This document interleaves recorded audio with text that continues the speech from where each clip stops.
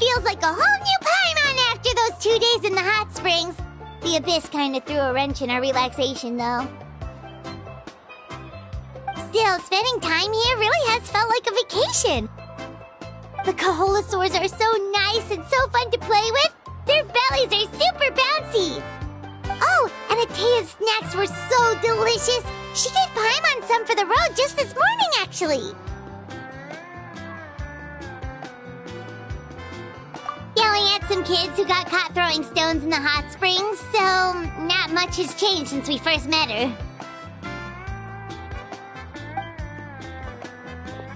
Hey, you guys. Sleep well last night? Yep, this area is so nice. Glad you like it. I was thinking of taking you guys out to do some sea fishing. Later tonight, we can eat whatever we catch. Fresh fish is absolutely delicious right off the grill. Hey, Moalani! Yeah? What do you need? The team sent out to fight in the Night Warden Wars has returned. And Kachina? Is she back as well? Kachina fell in battle. But don't worry, the team was victorious, so the Rite of Resurrection will be held in the stadium soon.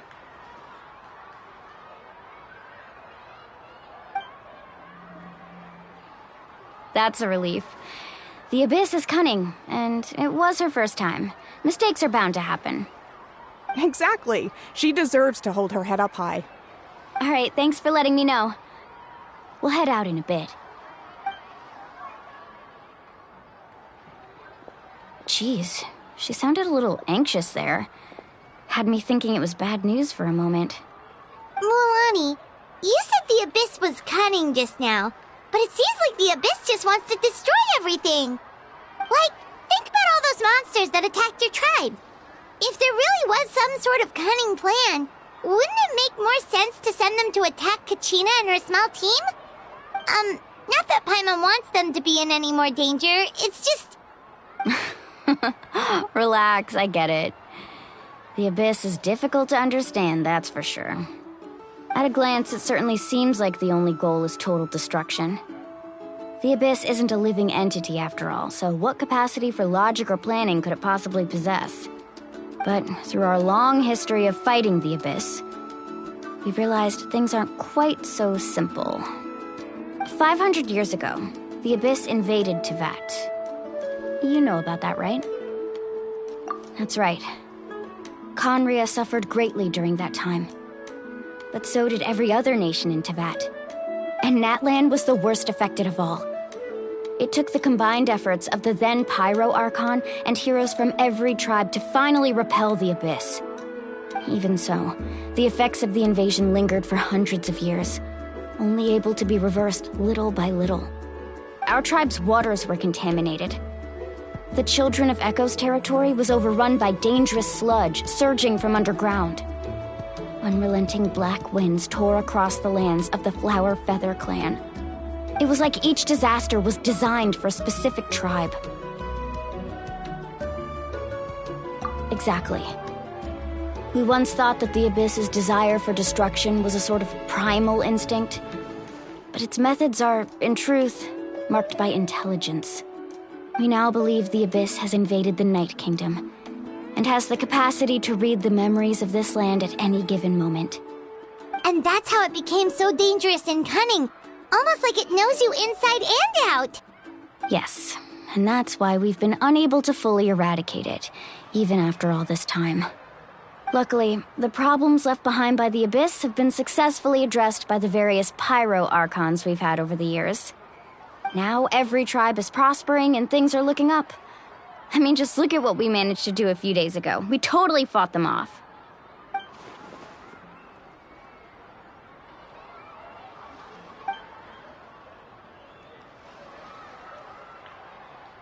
You must have had to sacrifice a lot to get to this point. Every battle, every sacrifice is in pursuit of a future where we get to stop fighting. Responsibility, duty, unavoidable burden. Everyone in Natlan views the war differently. But I believe we will be rid of the Abyss one day. And the efforts of all who fought against them will become a story for the ages. To think that my name could survive in ballads passed down to future generations, it's kind of romantic. Everyone has something that drives them forward, you know?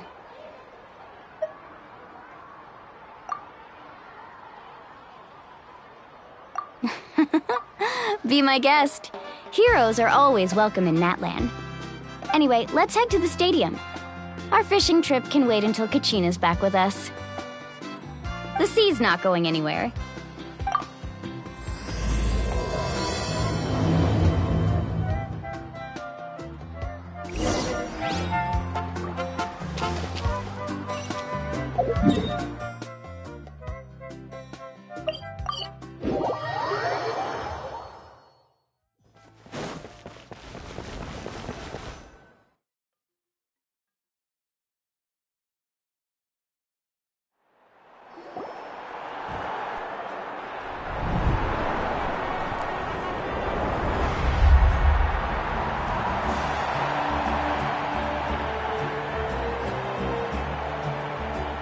Whoa, this place is packed already!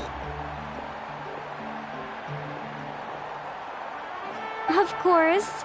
No one's gonna miss out on the chance to welcome our heroes back from battle. It's their moment of glory. Kachina's gonna be so flustered. She's never had this many eyes on her before.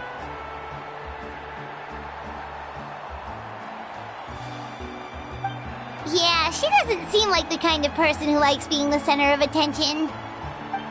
Looks like I'm just in time. Kinich, you're here! Yeah, a commission ran longer than expected, but I made it. I heard about the incident with your tribe, Mualani. Is everyone all right? Yeah, it's all taken care of. Our new friend here's got some tricks up his sleeve, by the way. He's just as strong as Kachina made him out to be. Hey, look! Is it about to start? That's right. Someone will come out and recite a eulogy, and then we'll sing the Ode of Resurrection together. Come on, let's find a spot with a good view. When the singing starts, just follow my lead and you'll be fine. Let's go somewhere higher up so Kachina can spot us.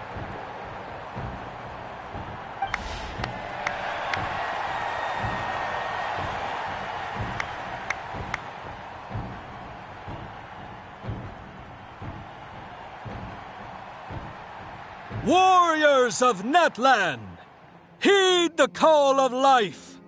We are the inheritors of memory and legend. Those who grew alongside sun and wind. Those who forged our own destiny and future. That is Natlan's fire, the lifeblood of our nation.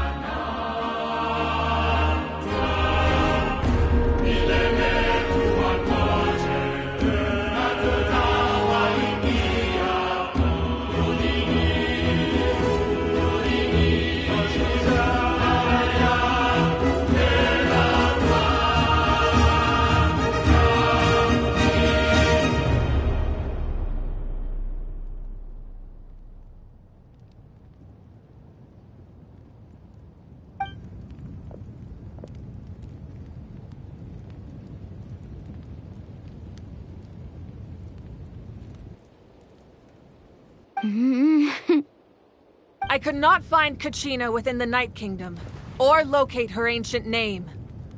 What? What does that even mean? Usually once the ode is complete, the Pyro Archon and resurrected person will emerge from the flames. But something went wrong. What's going on? This has never happened before. Well, I think it's pretty obvious. Clearly, the team sent to fight the Abyss didn't win after all. Think about it. The Ode rekindles all victors. We've witnessed it countless times. Since the Archon couldn't find Kachina in the Night Kingdom, that must mean there's more to this victory than meets the eye. Hey! You just haven't gotten over the fact that Kachina beat you in the pilgrimage! Pathetic. The both of you.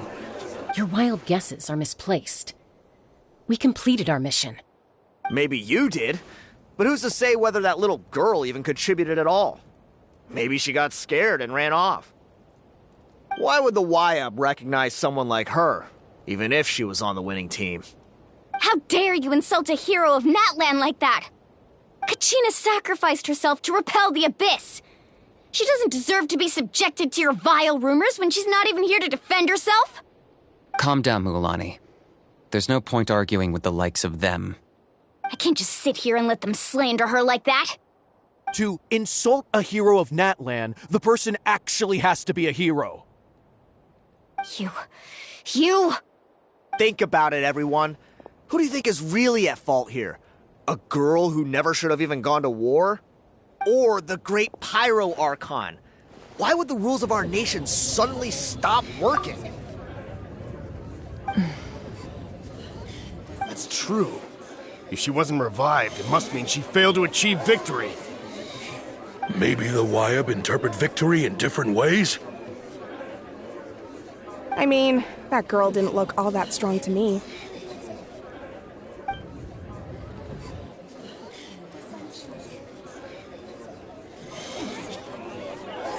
Kachina wouldn't have run! That's not like her at all!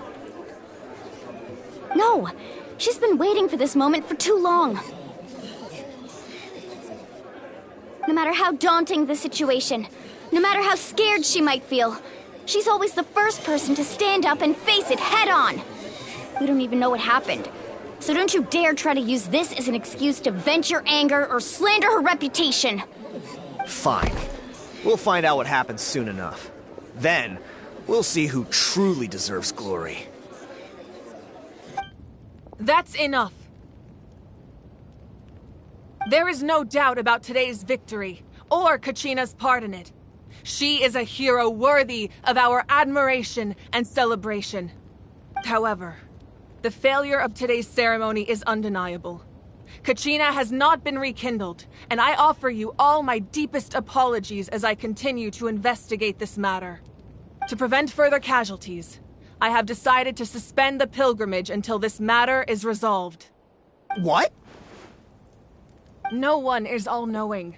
No one is infallible, not even myself. But doubt is a means by which we seek the truth, not a weapon we wield against others. I didn't mean it that way, Archon. If there are things you wish to clarify, then ask me directly. Doubt my answer if you wish, but now's your chance. You have concerns? State them. No, of course not. Even though I have said nothing to change your mind, then it would seem the truth never mattered to you at all. That guy doesn't even have the courage to answer the Pyro Archon's question. So much for all that glory talk earlier. I have a question, Archon. My friend Kachina. Do you have any idea where she is? It's extremely important to me. I know you said you were investigating the situation, but I'm sorry, that's not enough. I've already shared everything I know. If you want to learn the truth and rescue your friends sooner, you should join the investigation. So, what do you say? Of course I'll join. In that case, come see me in the speaker's chamber. We should join them. Oh, and if it's not too much trouble, Could you drop by as well, Traveler? I'd like to have a chat. Rest assured, everyone, I'll keep the tribal chiefs informed on the progress of the investigation. Once again, I apologize for the outcome of this ceremony. If there are no further questions, let's part for now. Did she just ask us to come along? I believe she did. Let's go. I'd like to know what's going on myself.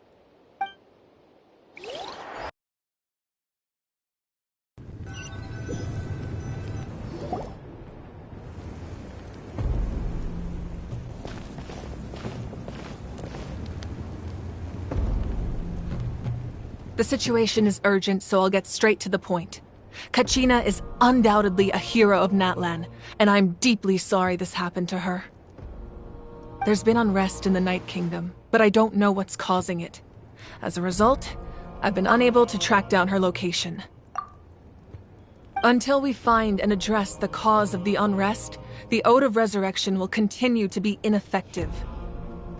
And that means Kachina won't be able to come back? That's correct. Not until the problem with the Night Kingdom is resolved. How long will that take? It's hard to say. Kachina always dreamed of fighting the Abyss, of doing her part to defend Natlan. She wasn't afraid of death because she knew, if it came down to it, the Pyro Archon would be there to bring her back to life. Whenever we sat down together, exhausted from training, she would always hum the Ode of Resurrection. She was supposed to come back to us. We were supposed to hug her and celebrate with her and share her joy. We supported her every step of the way, but what are we supposed to do now? Sit peacefully and wait for her return? Lose ourselves in grief over her death? Tell me, are we her friends? Or her murderers? That's not fair, Mualani. It's all right. I understand your rage and your grief. Kachina's life means a great deal to me, Mualani. Believe me, I want to bring her back as soon as possible. I would give you that peace of mind if I could. But please, hear what I have to say so I can at least give you a broader picture of the issue we are now facing. Considering the recent attack on your tribe, I believe the Abyss has found a new means of undermining the rules of our nation. You mean... The Sacred Flame. The foundation of our resistance against the Abyss. If we continue to hold the pilgrimage and send teams to fight the Abyss, there will likely be more casualties. But if we stop altogether, the Sacred Flame will only grow weaker. The Abyss will scale up their attacks, and the tragedy we saw with the people of the Springs will only be the first of many. If we compare the two choices, the former seems to be the lesser of two evils. Sorry, I know that may sound harsh, but I bear the name Malipo. Weighing the costs is my duty. The raw truth can be cruel. But we need to understand it if we want to approach this rationally. But what would you say, Mualani? This is personal for you. And unlike Kinich, I dare say it's not a simple case of weighing up which course of action is less painful, is it? No. I can't choose between them, and I don't want to. Saying that one is preferable over the other is disrespectful to the people who suffered. You're saying it doesn't matter whether I suspend the pilgrimage. The consequences will be equally painful. Yes. What happened to Kachina breaks my heart. But I couldn't bring myself to sacrifice other people for her sake. And that is the crux of the problem. It's not simply a matter of choosing the lesser of two evils. Either way, there will be people who suffer. And the end result will be the same. Belief in the pilgrimage will waver. Once doubt has crept in, the people will no longer unite in battle against the Abyss. And that is exactly what the Abyss wants. Their ultimate goal isn't to break the rules that make the Ode of Resurrection work. is to destroy the people's faith in them. To prevent what happened to Kachina from happening to anyone else, we need to suspend the pilgrimage. So that is my current plan. And in the meantime, I've made efforts to strengthen each tribe's defenses. Then, we have to find another way of strengthening the sacred flame to keep the Abyss at bay. This won't be easy. I'll need time to figure out the best approach. I understand your anger, Mualani, but I hope that provided some clarity at least. Wow. Hyman thought things were gonna get heated for a second, but the Pyro Archon took the time to explain everything so patiently. I owe you an apology, Archon. I let myself get carried away earlier, and I'm sorry. You're right. We need to focus on finding solutions. We could always hold the pilgrimage without sending a team to fight in the Night Warden Wars. That way, we would still be able to fuel the sacred flame. I've considered that, but the two events have nearly always been linked. Without the chance to fight the Abyss, pilgrimage rankings lose their prestige, and competitor numbers will drop. With fewer participants, the amount of contending fire produced will decrease, and the vicious cycle will continue indefinitely. So, essentially, the Abyss has taken Kachina hostage. You've learned about the concept of ley lines during your travels, yes? The Night Kingdom is something similar. Staying there for a short period of time shouldn't have an effect on the person. But with the Abyss in the picture, it's a different story. Your sense of self will be devoured until eventually you become one with the Sea of Souls. Imagine pouring a cup of water into a rushing river. You can try to scoop up another cup, but there's no chance it will be the same water you had before. I won't sugarcoat it. That is the danger Kachina is currently facing. Just like you said, Archon. Both of these problems need to be addressed. You can focus all your efforts on dealing with the sacred flame. I will go search for Kachina. The Abyss poses the same threat to you as it does to her. It is very possible you will not return. Knowing that, do you still choose to go? Kachina's waiting for us to rescue her. That's all that matters. I failed to protect her during our campaign, but I can make it up to her now. I choose to go as well. Traveler? What do you think? Understood. Then I'll support you in any way I can. The Masters of the Nightwind have a technique that can extract an ancient name from the ley lines. If we can find Kachina's ancient name, I can use the link between them to pinpoint her position within the Night Kingdom. Then comes the hard part. You need to visit the Night Kingdom in person and rescue her. But isn't the Night Kingdom a land of souls? Can we even go there? Under normal circumstances, only the consciousness can enter. But there is a way to go there in person. However, know that the Night Kingdom will attempt to repel you, and the Abyss certainly won't leave you be. That's fine by me. Same here. Fighting the Abyss is nothing new for me. So, Hyman's the only one who's scared? Well, if you're going, Traveler, Hyman's going too. Sitlali of the Masters of the Nightwind once created an artifact that can be used to communicate with the Wayab. We call it the Spirit Speaker Stone. It was originally used as a ceremonial artifact wielded by the tribal chiefs, but that spiritual quality also means it can be used to search for an ancient name. That was the artifact I delivered to the Scions of the Canopy a few days ago. Didn't think I'd be hearing about it again so soon. Thank you so much for your help, everyone. Your thanks are unnecessary. I will offer you whatever aid I can, but your fellowship and courage are what will truly decide the success of this operation. Besides, you're the ones helping me. I can only focus on one thing at a time, after all. Traveler, I certainly didn't expect our first conversation to be so serious. I've heard all about your accomplishments. Ever since you arrived, I've been hoping to meet you and offer you Natlan's highest level of hospitality. Why? Why? Is that not what happened in the other nations you visited? Yeah, things were pretty complicated at the start. And, in the middle. But our reputation's solid nowadays. That's more like it. After all, I've heard you're someone who transcends fate.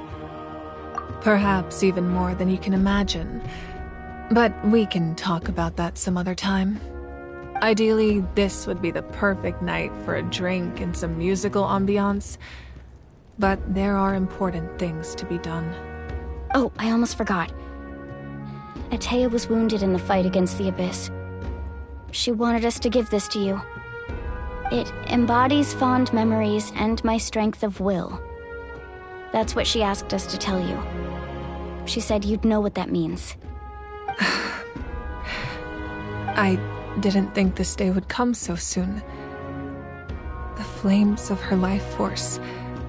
I can feel them flowing within the talisman. If things were different, the two of us could have enjoyed the hot springs together while she gave this to me in person. We're supposed to be hot spring buddies after all. But don't worry. This talisman means a great deal to me.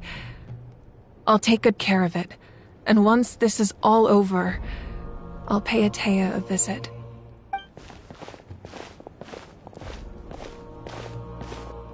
You said you didn't want to jeopardize the production of contending fire. But that's not at all why you decided to suspend the pilgrimage, is it? You're right. Even now, the production of contending fire is far from sufficient. The gradual corrosion caused by the Abyss has resulted in a massive shortage of pyro energy, and we're currently at the breaking point. As things stand, the pilgrimage is a lost cause. Suspending it allows us to save our strength to defend the tribes. The Abyss has brought catastrophe to Natlan, and Kachina's disappearance in the Night Kingdom is a direct consequence of that. We can't let the general public know that. No. If the public learned that Natlan's destruction was close at hand, there would be immense panic. But if I said nothing at all, they would have continued to question the integrity of Natlan's heroes. Another simple choice. The latter was clearly the better solution. But you chose otherwise. I have never subscribed to the belief that the right choice is the one with the fewest sacrifices. Let's go. There's still a way for the sacred flame to last a little longer. You mean? Yes. Come with me.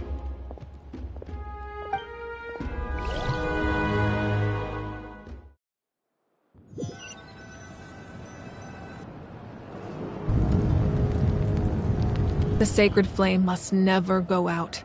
Not only does it strike fear in the Abyss, but it's also the pillar of Natlan's stability. So until our heroes are ready, I will sacrifice my power to keep it burning. But that can only last so long. I think we should focus on the remaining ancient name-bearers. Don't let desperation cloud your judgment. Those chosen by the Wayab have already embarked on their destined path. It is for them to decide how that journey ends, not us. All we can do is support them. Even so, for you to make this sacrifice, it's not right. If not me, then who? No other is capable of sustaining the sacred flame. I possess great strength, but I'm not above my people. This is part of my duty.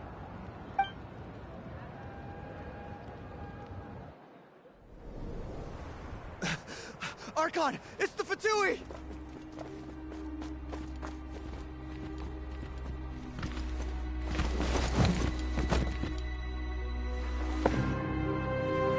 The Archon of Natlan. A force to be reckoned with. The secret of the ley lines is no secret to me. Long have they been destined for ruin. And since the oath made 5 centuries ago remains unfulfilled, what use is the Gnosis in your hands? I don't know what you mean. But it sounds like this is about more than the Tsaritsa. In times of crisis, someone must pick up the mantle of salvation. Your plan has reached an impasse, and now it falls to me to create new rules for Natlan. But before the dawn of a new age, the old must be destroyed.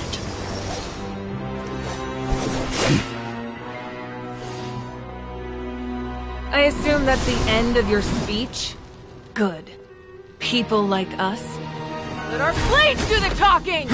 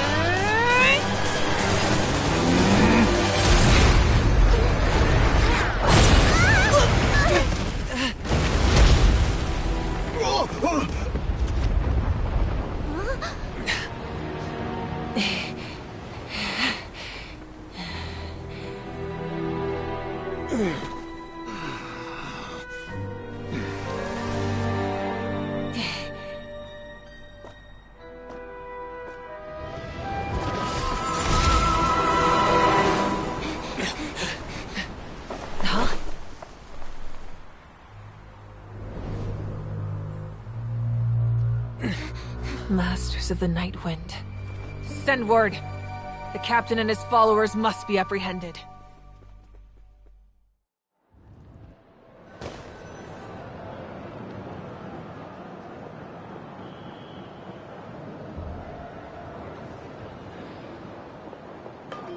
Are you alright, Archon? He was a formidable opponent. Exactly what I would expect from the first of the Fatui Harbingers.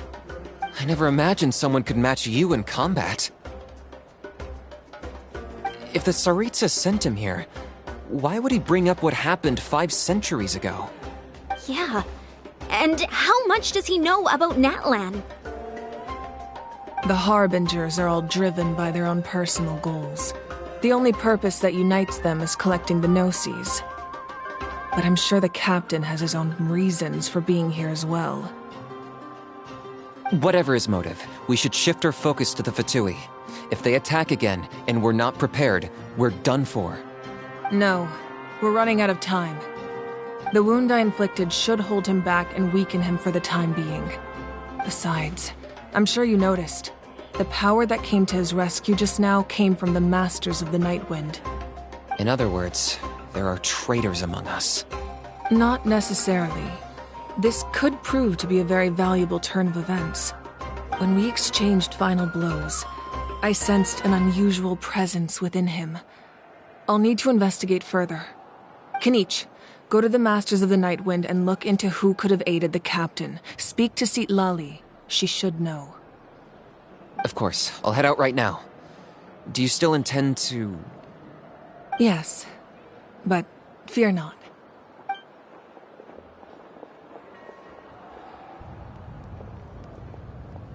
Natlan's strength has never rested solely in its Archon.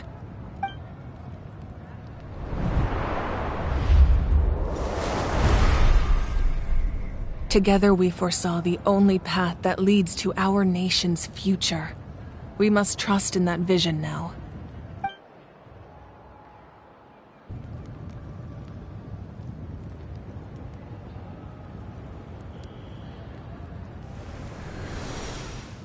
Is everything okay, Archon?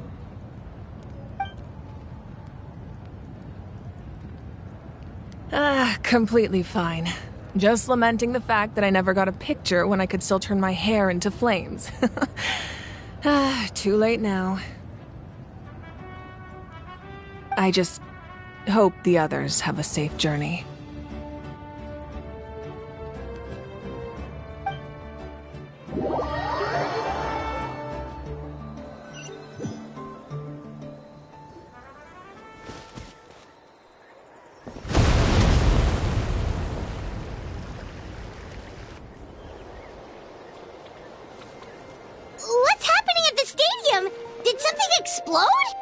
It feels like the Archon unleashed her power.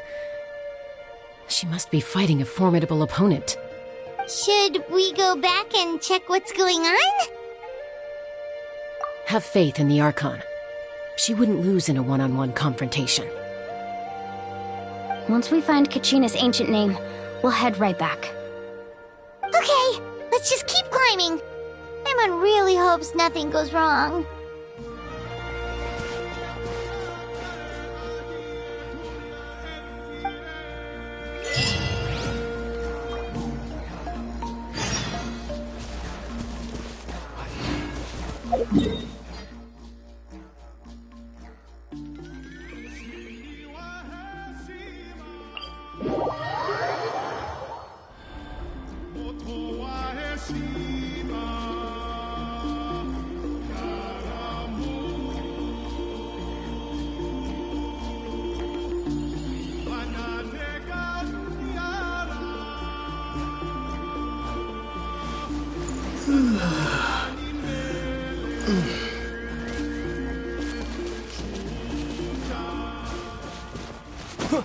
What can you tell us about the scions of the canopy? The tribe's people are very adventurous. Oh, kinda like us then! I'm not so sure. You don't strike me as the type to enjoy danger. The scions of the canopy are a bunch of thrill seekers. They love extreme sports like rock climbing, rappelling, volcano parkour, or even bungee jumping without a rope while a Yunkasaur stands at the edge and uses its tongue to catch them. Sound like something you'd be interested in? Okay, that does sound different from our usual adventures. Paimon's not doing any of that.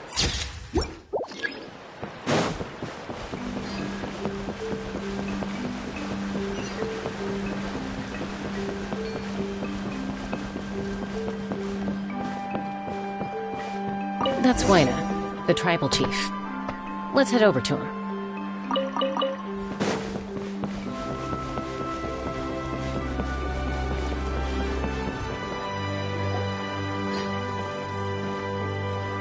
Chaska. Nice to see you again, Wyna. I'm afraid we don't have time for pleasantries, so I'll get right to it. We're here for the Spirit Speaker Stone.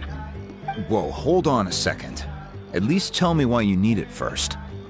My friend Kachina is trapped within the Night Kingdom. We need the stone to find her ancient name and rescue her. Rescue her? From the Night Kingdom? That's right.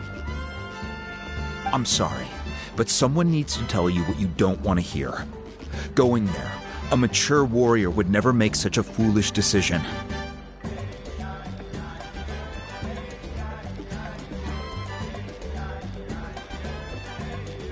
The nature of battle is unpredictable. You never know how it's going to end. Losing a friend is tragic, but when that happens, the best thing you can do is focus on how to prevent further casualties. I appreciate what you're trying to say, Chief Wyna. But if the price of maturity is abandoning a friend in need, I'll choose foolishness any day. If Kachina's still holding on, then so will I.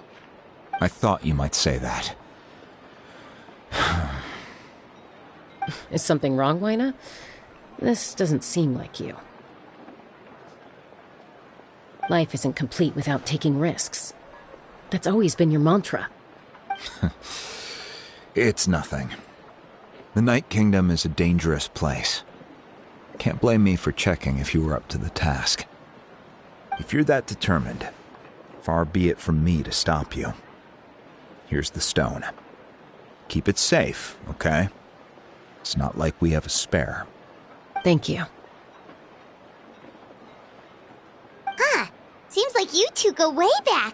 But aren't you from the Flower Feather Clan, Chaska? Oh, Chaska's a peacekeeper, so she's famous throughout the tribes. She's always the one people call to resolve conflicts, so we slowly got to know each other that way. Her younger sister Quichi's always hanging around our tribe, too. She's helped us out a lot in the past. Oh, you have a younger sister? Yes, I'll introduce you to her sometime. But let's get back to business. Wyna, how do we use the stone? As you probably know, your intended destination is completely different from the real world. The Night Kingdom is like a river flowing with concepts, and the ancient name you seek is like a tiny fish swimming downstream. In that sense, the stone is like a fishing boat drifting down the river, but the boat alone isn't enough. You need a fisherman experienced enough to steer it in the right direction. We couldn't do that ourselves? With a little practice, I'm sure you could. You have the strength and the talent. If you want to make sure this works, though, I could recommend someone to you. Who? Vichama, a legendary warrior and scout from our tribe. He's got a keen eye and a well-honed intuition. Even his ancient name means to seek. If you're fishing for a name, you're gonna want him on the boat. Vichama? Why does that name sound familiar? He's one of Auntie Itaya's hot spring buddies. I've heard stories about him. Where can we find him? Ever since Malco passed, he spends most of his time gazing out at the scenery from the cliff tops. Follow the path that way, and I'm sure you'll find him. Thank you. We'll go look for him there. Good luck. I hope everything goes well.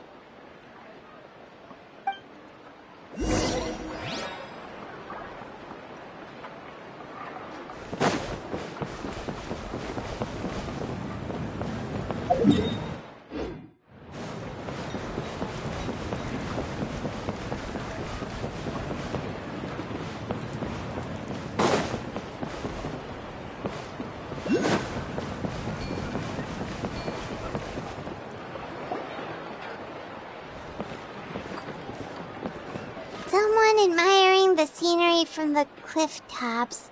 Ah! That must be him! Hello there, are you Vichama? That's me. Did you need something?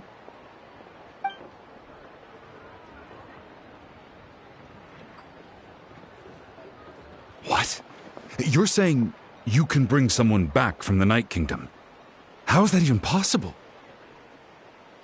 No, if you really think about it, anything's possible in that kind of place. But that would mean...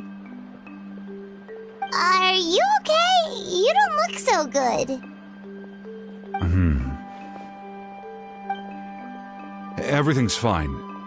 I'll help you, but I do have a small request. After I help you find Kachina's ancient name, I want to use the stone to look for my friends as well. Your friend?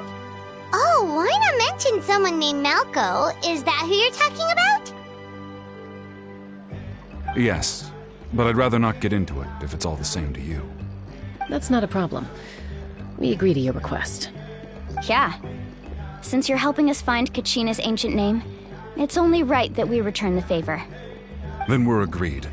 Can I have a look at the stone?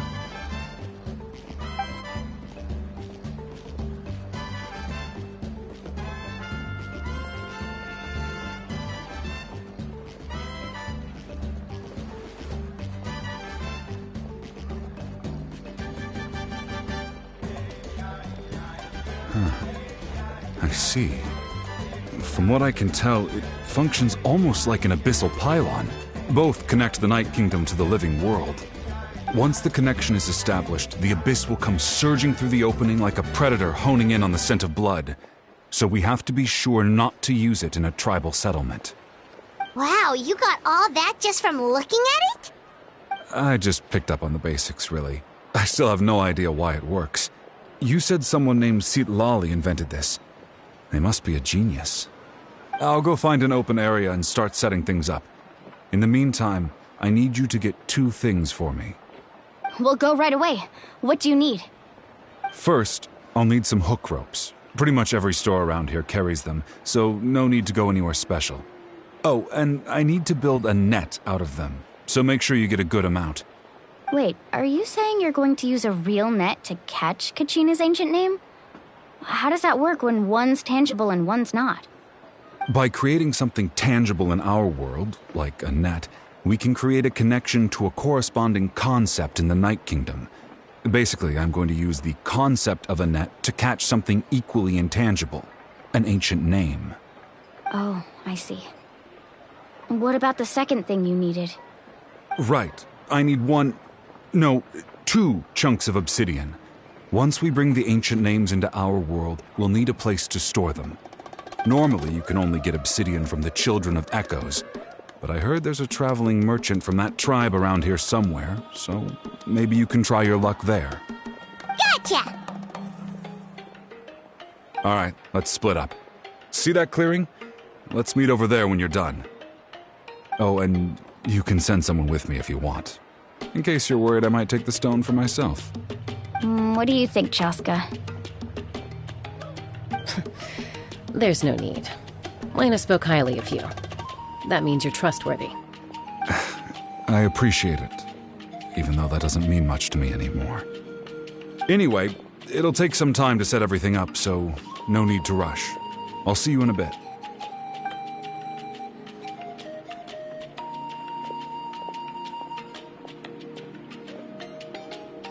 What an odd guy. He seems so defeated, but also really invested in the stone at the same time. I don't have any more insight than you, Paimon. Let's just focus on the preparations for now. Hang on, Kachina. We're coming for you.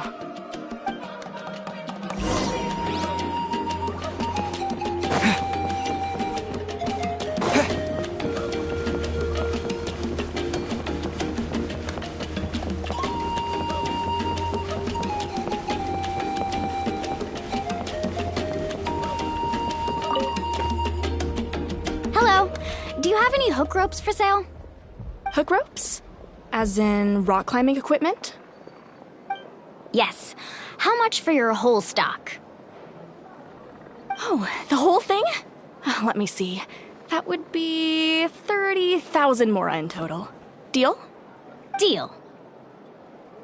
Wait, really? What, you want me to drive down the price? We just need these as fast as possible. Thanks. Oh, no problem at all. I'll even pass along some information on the house. These ropes are usually used by rock climbing enthusiasts. If you want to learn, Roka's the person you want to ask. All right, that's everything. Here you go. Now we need the obsidian. Let's go talk to the traveling merchant Bichama mentioned.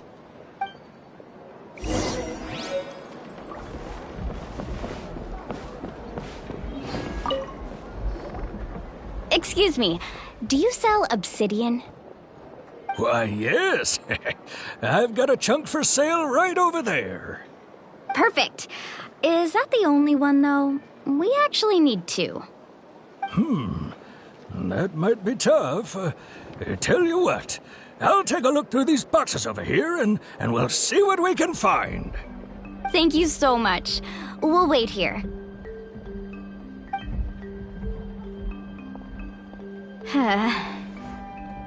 Relax. Everything's going according to plan. I know, it's just...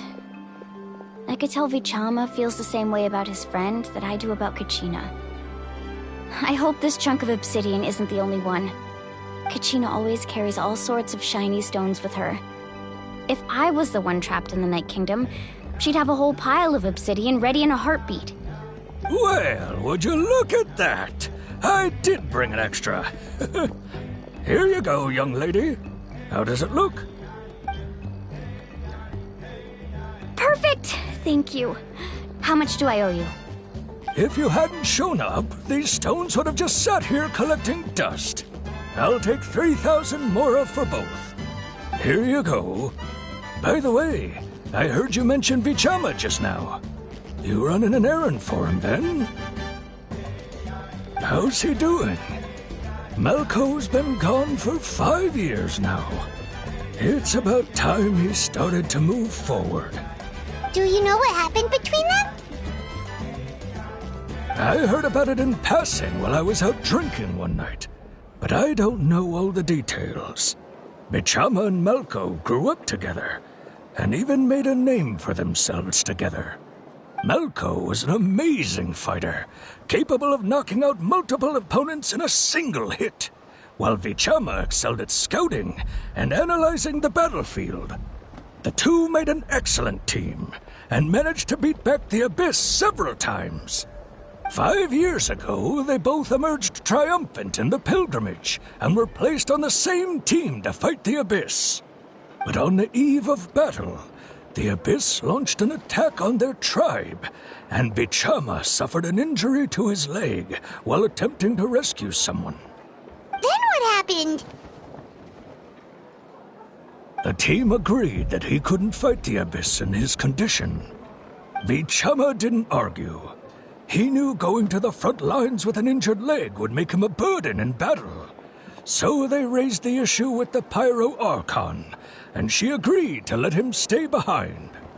It's just... Malco and the others ended up facing hordes of abyssal monsters in numbers that far exceeded anyone's expectations. The team made an error in judgment, and they fell to the onslaught. Vichama went into a deep depression after that. He blames himself for everything. Oh, you're not wrong. But it's possible he chooses to blame himself.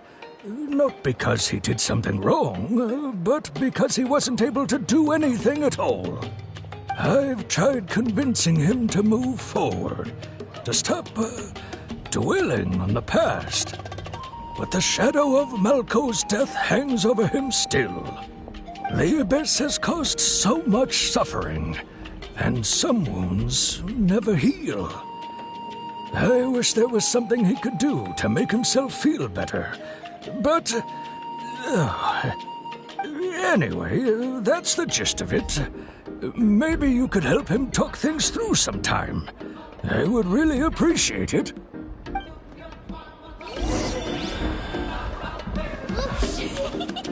No one can catch me.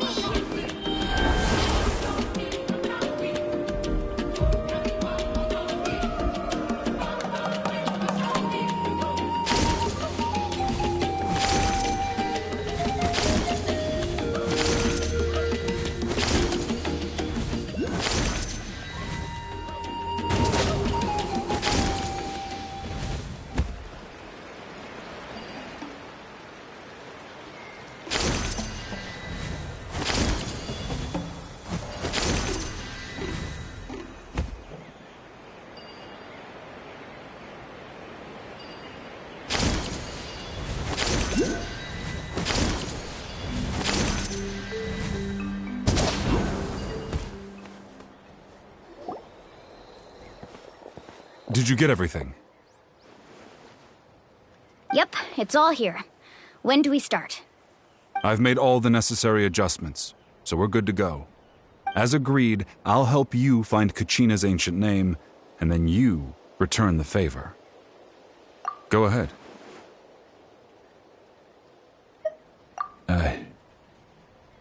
Yes. After Malko fell, I scoured the battlefield to see what happened. It turned out he wasn't bested by some impossibly powerful foe. He was dragged to his grave by the sheer number of enemies. If I had been there, I would have been able to sense the danger. I could have warned them not to advance. I've always blamed myself for what happened. But when you told me about Kachina, I realized there's a chance Malko might also be alive, fighting for survival in the Night Kingdom. But that happened several years ago, right? The Pyro Archon said all life within the Night Kingdom eventually becomes one with the Sea of Souls. There might not be much hope, but I still have to try. Malko and I promised each other, even if we never managed to root out the Abyss for good, we would fight together until the end. All right, let's get to it. I'll start searching for the conceptualized version of Kachina's ancient name.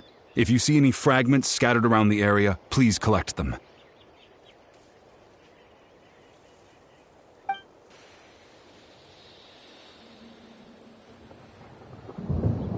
Make sure you prepare yourselves for battle. As I said, the stone will link the mortal realm to the Night Kingdom. The Abyss will likely emerge in response. Look at that golden thing! It must be one of those fragments Vichama mentioned. Let's get closer!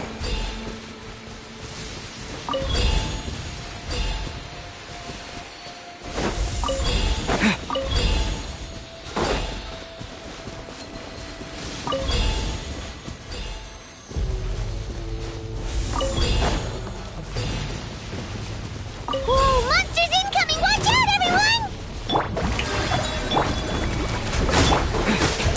Yeah. Leave it all to me. As a good knight should. Eat this!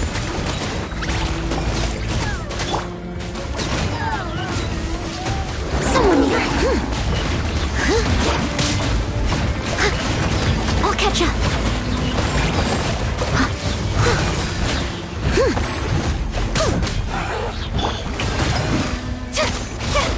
Time to clean up.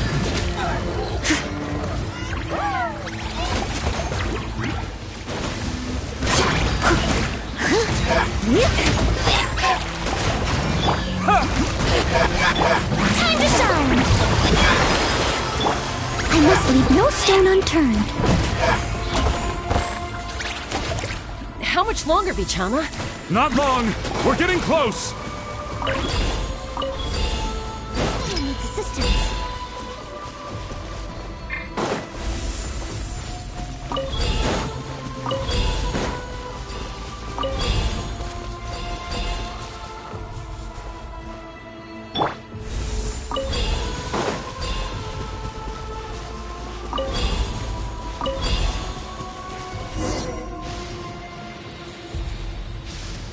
Vichama!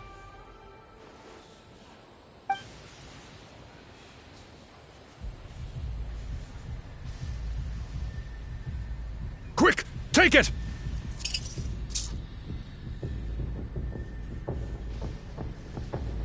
I found Kachina's ancient name. Hang in there, Malko. Just a little longer. Something's not right. The power of the Abyss is getting stronger.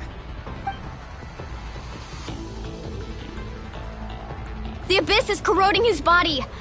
Vichama, you can't keep going. You'll die. I should have died 5 years ago. I just need a little more time. Please, I'm almost there. Thank you.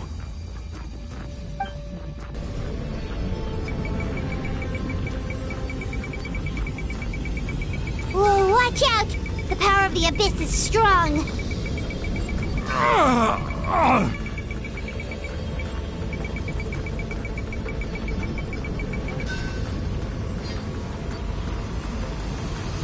This power. Hanging in there? Malko. No! Why can't I find him? Why? We can't wait any longer. Pull him away from the stone, Mualani.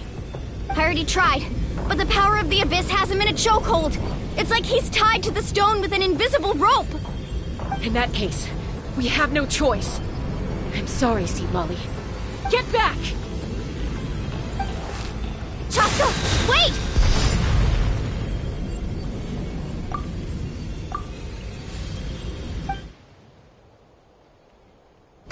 Ouch! What happened just now? It looked like the Spirit Speaker Stone was... The stone's power was spiraling out of control. The only way to stop it was to destroy it. You were all caught in the shockwave of the explosion.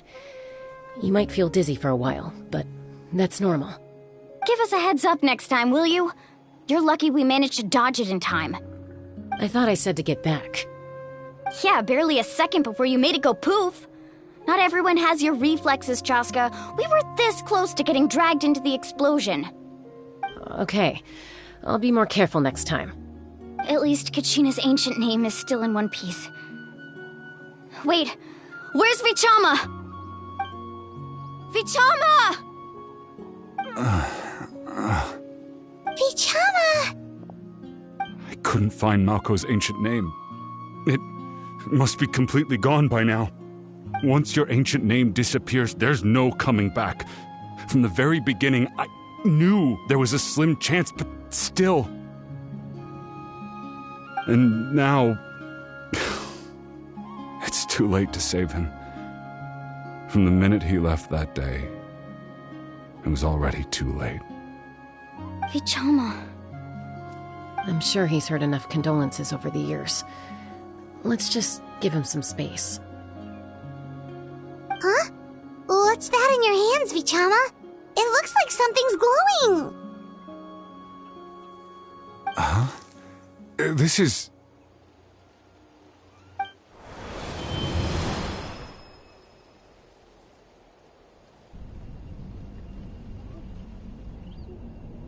Hey, Malko. Got any strength left? Not enough to swing a sword, but to say a few last words? Sure. Too bad. No one will get to hear them. I never thought I'd actually die on this mission. Not that I'm afraid to die. It's just... hard. Thinking about my mom's face when she hears the news. Guess I have something to be thankful for then. My parents died a long time ago.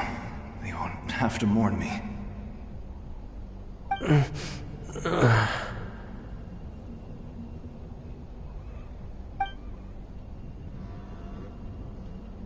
Pisak! Always had to beat me at everything, didn't you? Right to the end, you were never one for goodbyes. Maybe you're right. Maybe no one will get to hear our last words. But just in case... Vichama, I'm so glad you didn't come with us. Don't be sad. Just keep on living. For the both of us.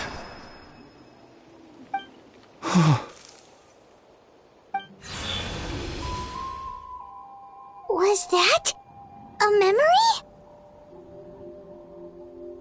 Seems like we were able to salvage something after all.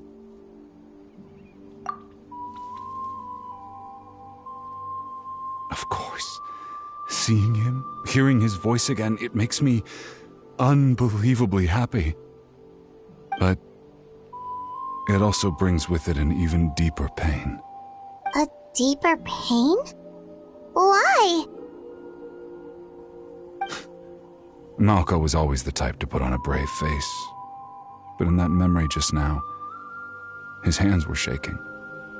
And for all these years, I regretted not being able to fight alongside him to the end. And now I know, at the end of his life, he was thinking the same thing. Vichama. I'm fine. Actually, I heard Chief Wyna wasn't really on board with your plan to go to the Night Kingdom. When you asked for my help, I hesitated too. I knew helping you find your friend's ancient name meant leading you one step closer to danger. But I also understood why you had to try. Everyone has regrets in life, but not everyone gets the chance to make up for them. Once allowed to fester, guilt strips us of our most valuable qualities as warriors. In that sense, we might as well choose the braver path from the very beginning. If I could do it all over again, I would have followed Malco to the front lines no matter what.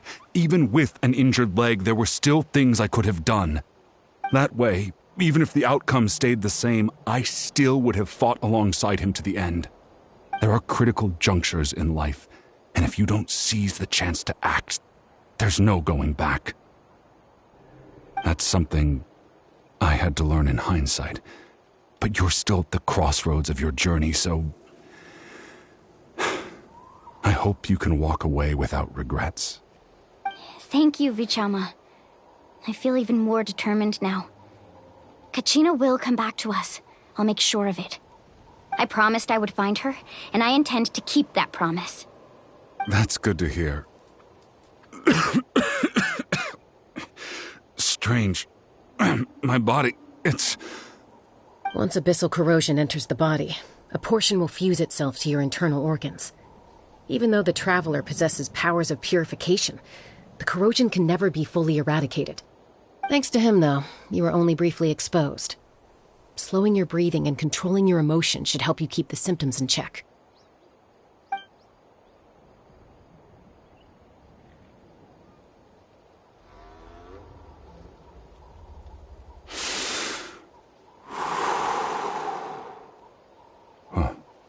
That does make me feel better.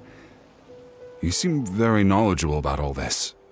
Just speaking from experience, that's all. Anyway, we've recovered Kachina's ancient name, so we're off to a great start. Let's get Vichama back to his tribe and tell Wyneth the good news. And apologize for destroying the Spirit Speaker Stone. We had no choice, though, so he'll probably understand. Right?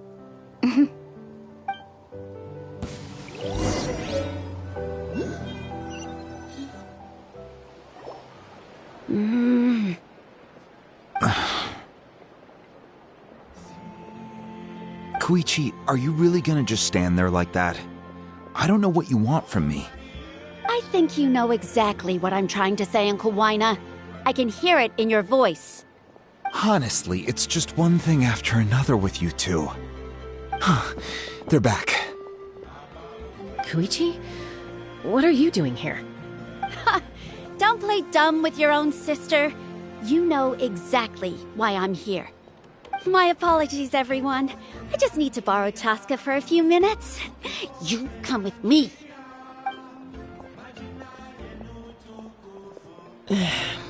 I'll be just a moment. Who is that? Koichi, Chaska's younger sister. Although the two aren't actually related by blood, it's kind of a long story.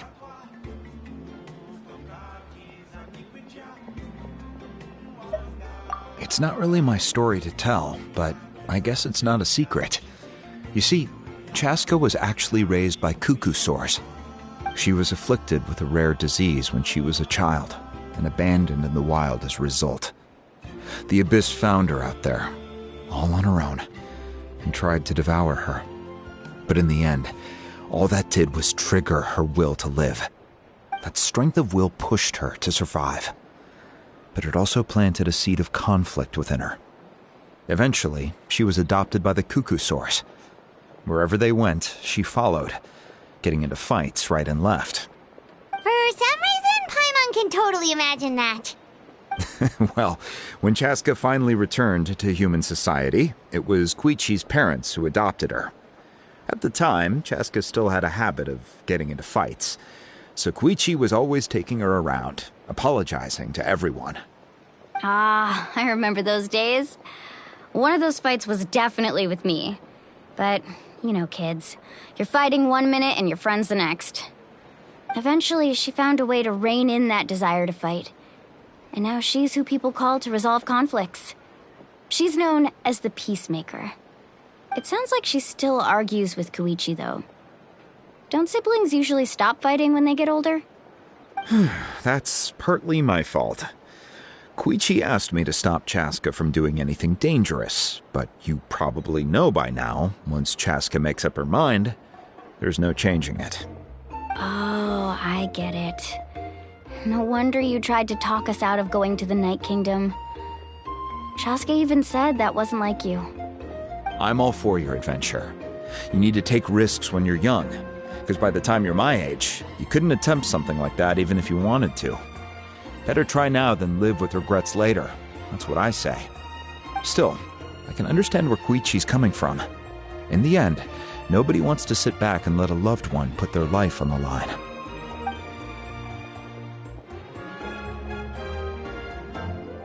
All right, it's just the two of us now.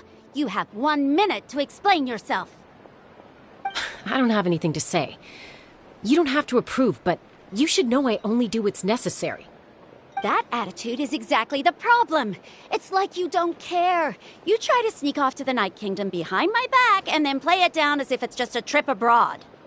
Well, technically I am going abroad, right? Again with the excuses!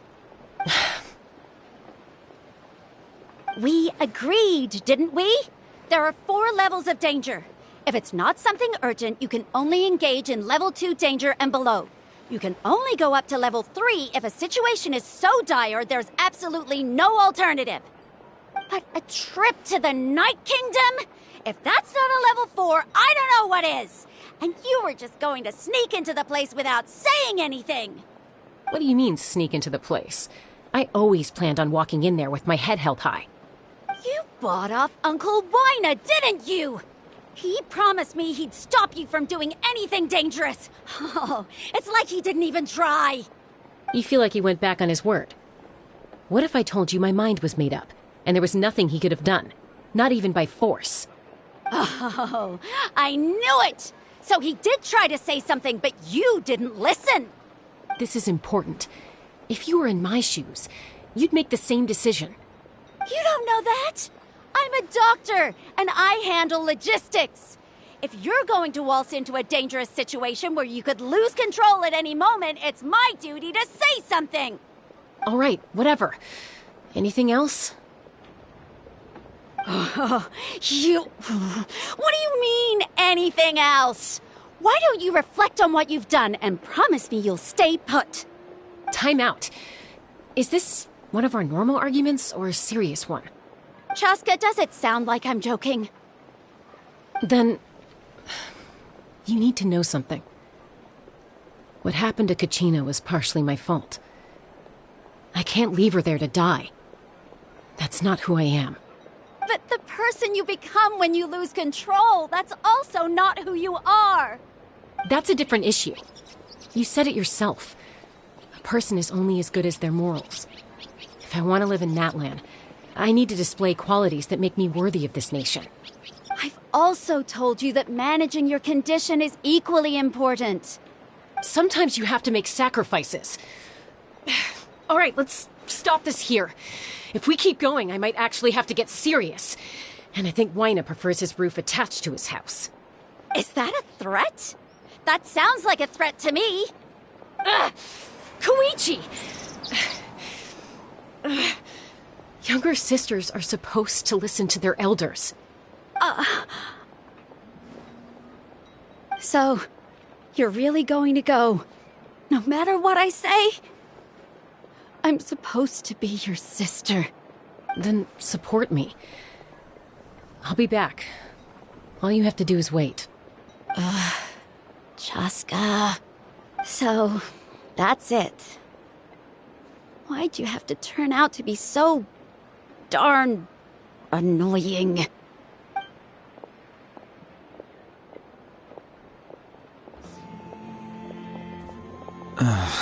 You two are something else.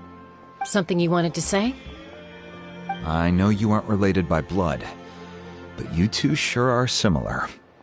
Really? You know, I said that very thing to Koichi not too long ago, and she reacted the exact same way, down to the very tone of voice. It's not my place to get involved, but I will say this. Try to spend a little more time with your sister. You're tough kids. That doesn't mean you have to go it alone. Thank you. Anytime. All right. If you're done with the Spirit Speaker Stone, you might as well hand it over. According to Kinich, it's an important ceremonial artifact, so it'd be safer to keep it with me. About that. If only Tonegif Bard was here, he could have repaired it just like the Holy Liar. It might be in a few more pieces than you remember. Huh?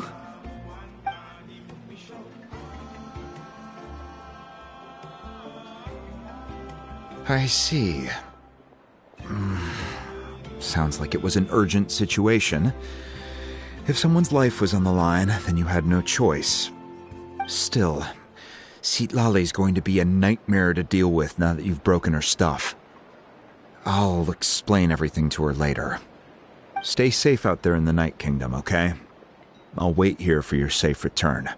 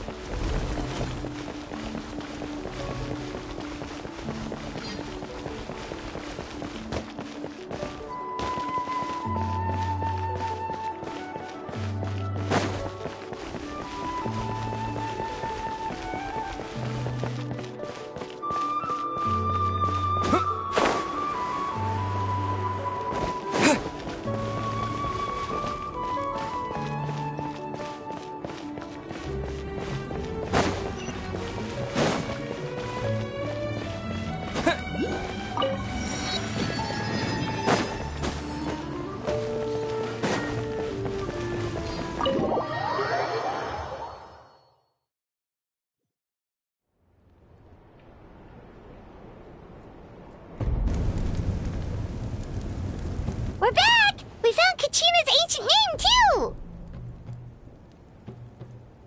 Well, it's fairly complicated. Let me give you the condensed version. The Fatui again? We can't go anywhere without them causing trouble. But what if the Fatui finds out you've lost your power? Won't they try to take advantage of the situation? That's why it has to be our little secret. No one else can know, or we're asking for trouble. Look, I wish I could offer you some sort of consolation, but I won't lie to you. With multiple factions closing in, there's nothing comforting about the situation we're facing.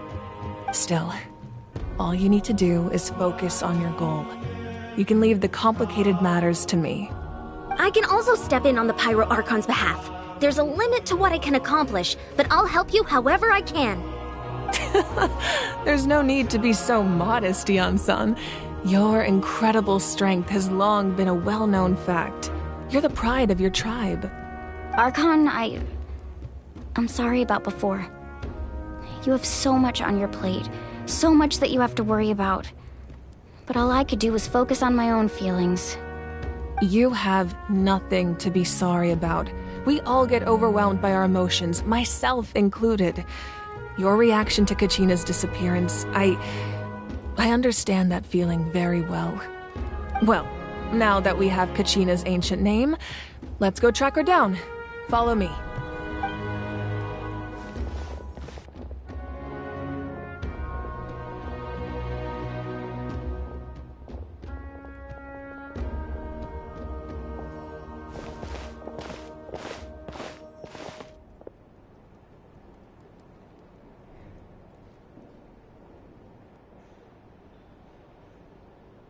What is this place?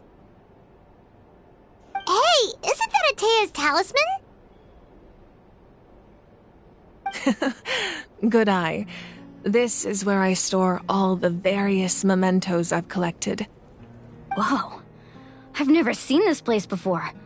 There's so many things in here. It looks like there are items from every tribe. Collecting them must have taken a lot of effort. I suppose you could think of it as a hobby of sorts. In Natlan, everyone grows up listening to the stories of heroes, and physical items do a far better job of preserving those stories than our own memory.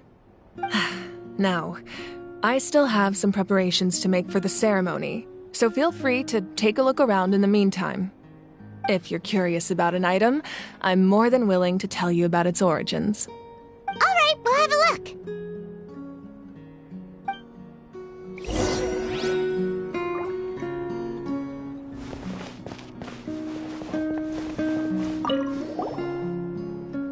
This is Ita's talisman. I'm sure you're familiar with this one already. Itea was rarely ever without it. The talisman brought her a lot of luck in battle.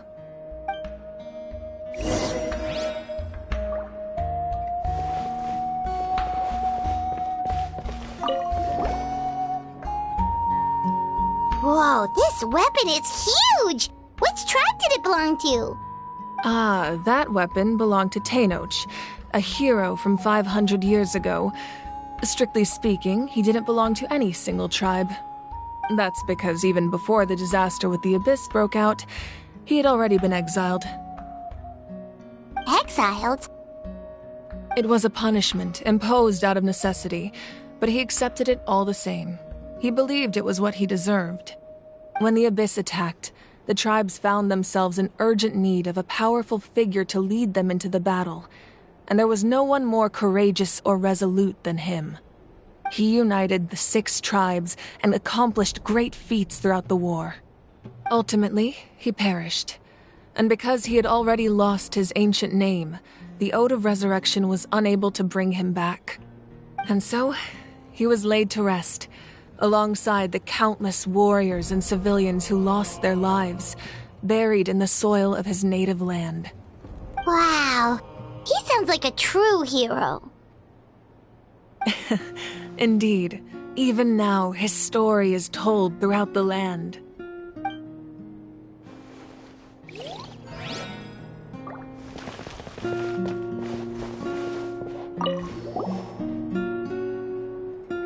There are so many jars and potions around here.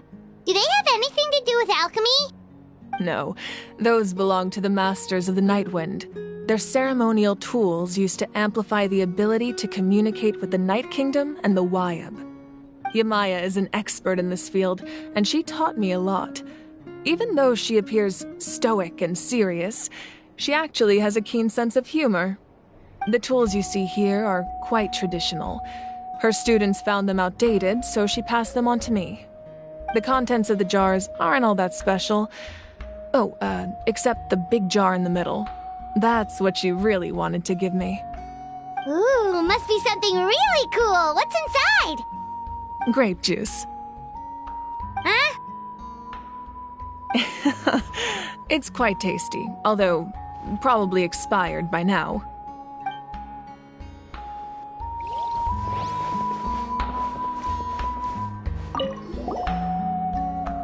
Whoa, that belt is bigger than Paimon's head! The Collective of Plenty are known for their bodybuilding competitions and contests of strength. This belt is a symbol of great honor within the tribe. The association with strength might also have been the reason the original belt was extremely heavy. It was difficult for even 2 people to lift. And even if a warrior had the strength to put it on, wearing it for any length of time would still leave them gasping for breath. Sounds like it. So the owner of the original belt, Kitera, commissioned a craftsman to make a copy identical in appearance but far lighter in weight. That is the belt you see before you. He would often wear this version when training in order to protect his waist. Or he made a lighter version so he could wear it all the time and show it off.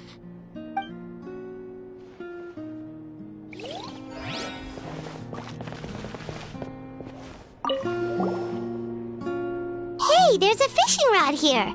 It must have belonged to the people of the springs. That's right. It belongs to a legendary fisherman named Matavaru. I have his entire set of fishing equipment, actually. He and I met in a tavern. He told me about a particular kind of giant fish and his meticulous plan to catch it. In his eyes, I saw a hunger and a strong fighting spirit. To him, the sea was the battlefield upon which he staked his honor. So, did he do it? The next time I saw him, he was covered in scars. It turned out the fish he sought had been corroded by the abyss. He managed to kill the fish, but sustained a serious injury in the process, which meant he could never go deep-sea fishing again. Can a fisherman claim victory if he fails to bring back his catch? That's what he asked me in the end. Well, Paimon thinks he won. That was my answer as well. The experience was far more valuable than the prize itself. In the end, he didn't want his tools to go to waste, so he gave them to me. Wait, that means you also know how to fish. Maybe we can go head-to-head sometime.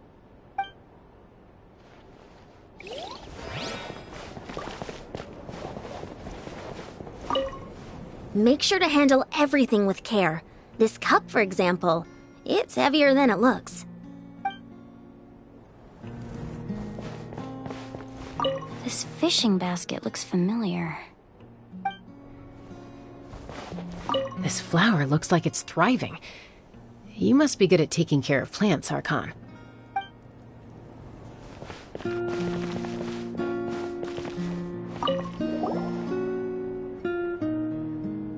The powder still needs some time to settle, so let's wait a little longer. Well, what do you think of my collection? Do you feel like you have a better understanding of Natlan's culture now? Yeah! If each item represents a different story, seems like Natlan's really been through a lot. Does every item hold a special memory, just like ITA's talisman? That's right. The items in my collection actually serve a similar purpose to the ancient names passed down among the tribes. They demonstrate the true shape of time. The shape of time? Most people perceive time as a linear concept, almost like a straight line that can only move forward. We cannot change the past or predict the future. But there's also a different theory, one that I believe to be closer to the truth. Namely, that the past, present, and future all exist at once. At once? Paimon's not sure she understands. Let's say your journey ended right now. Thinking back on your experience in each nation, which one would you say was the most important? Exactly. Even at the end of your journey, the things you experienced along the way don't cease to exist. They become part of who you are. Take out a portion of that journey, and you would likely make very different decisions, and eventually arrive at a very different destination. The future is the same way. It exists even though it has yet to come to pass. We just lack the means to perceive it. Of course, there are those with the power to foresee the future. They simply call it by a different name. Fate. You're quite familiar with that concept, I would imagine. That does kinda make sense. The future hasn't happened, but already exists. Humanity excels at living in the present, but too often we forget the past and neglect the future. While the pilgrimage and the Night Warden Wars lead us to a better future. Only by uniting the people of Natlan across countless eras can we fight back against an enemy as formidable as the Abyss. To come up with such a set of rules, the first Pyro Archon must have possessed a level of insight I can only imagine. That's correct. At first, he was a mortal man with no special power. After he ascended to the divine throne, He used it to borrow power from the heavens and establish the rules of Natlan, namely a framework through which ordinary people can ascend to Archonhood. By holding the pilgrimage, we're able to determine the strongest among us, and when that person ascends to the divine throne, their inner flame will awaken. In addition, the sacred flame will grant them significant knowledge and memory of this land. After all, that's how I came to know everything I just told you. So, it all comes down to the power of the divine throne and the rules. Wait, is that a family portrait? Yes, that's my mother, father, younger sister, and the little saurians we raised. I turned a piece of my dad's leather armor into a canvas and commissioned a famous artist to paint our likeness. Your sister is so cute! It looks like the two of you are really close. Paimon was having a hard time thinking of an Archon as an ordinary person, but seeing this portrait, it kind of makes sense now. It really doesn't look like there was anything special about you before. Oh, wait, is Paimon allowed to say that? A little late for that question, don't you think? Sorry! Paimon's so sorry! Paimon's mouth works faster than her brain sometimes! It's all right. I'd never get upset over something like that. No matter what others may say, my past is a precious part of my identity. I'm forever proud of the life I used to lead. Becoming the Archon doesn't mean you sever ties with your family. The position just comes with a lot of responsibilities, so it impacts how often you get to see them. My father made the most delicious stew, so my sister would often bring me a large pot of his cooking, and he would sit on a blanket and eat it together. One time, we didn't close the door securely, and the saurians we were raising ran into the room and knocked over the entire pot. My sister immediately burst into tears. The two troublemakers were going for the meat, but when they saw my sister's distress, they froze on the spot. I still remember the way they laid there, sulking like a pair of children, even after making such a mess. It was frustrating, but in the end, all I could do was comfort my sister and move on. Wow. Isn't that what being a family is all about? I think about that story a lot, actually. As the Archon, I made a vow to defend this nation, and experiences like that, they remind me exactly what I'm trying to protect. Well, what happened after that? This portrait looks pretty old. Your sister must be all grown up by now, right? I believe she ended up working as an architect and artist. She built many houses and crafted many beautiful works of art. Anyway, that's enough about me. Now that the powder is settled, we can begin. Ian-san, Mulani, Chaska, over here, please. Place the ancient name up there, and then we'll begin.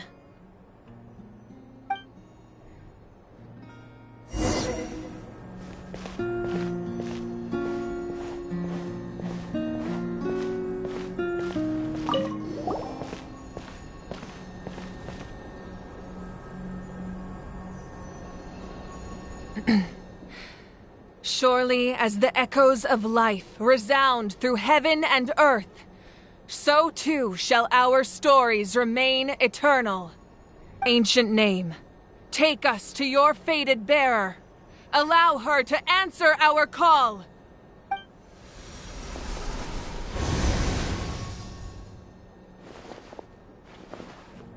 Am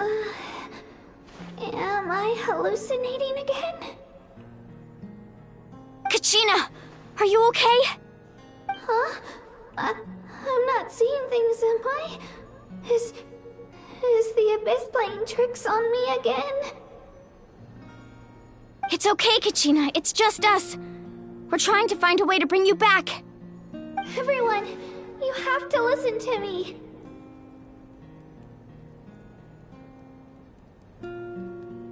I've been investigating the Night Kingdom this entire time, and I figured out what's wrong. The Wyab is being affected by the Abyss.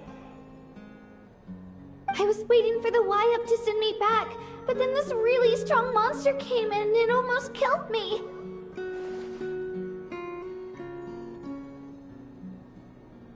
Wyup saved me, even though its power is weakening. So I've been hiding from the monsters while trying to find a way to help. The Night Kingdom has become a huge mess, though. I keep hearing these awful sounds and seeing really horrible things. Don't listen to those sounds, Kachina. The Abyss is trying to strip you of your sanity.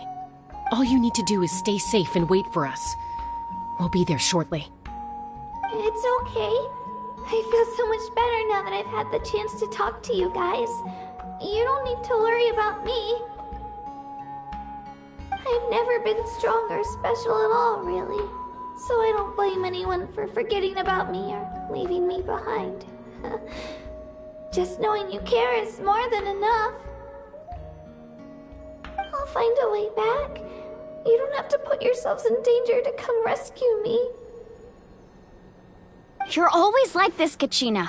Now's not the time to act tough. We're coming for you, and that's final. I don't know what lies the Abyss has been feeding you, but I'll tell you something right now. Nobody here sees you as a burden. You're a victor of the Night Warden Wars, a hero of Natlan. All you need to do is wait for us to rescue you, and you'll get all the applause and recognition you deserve.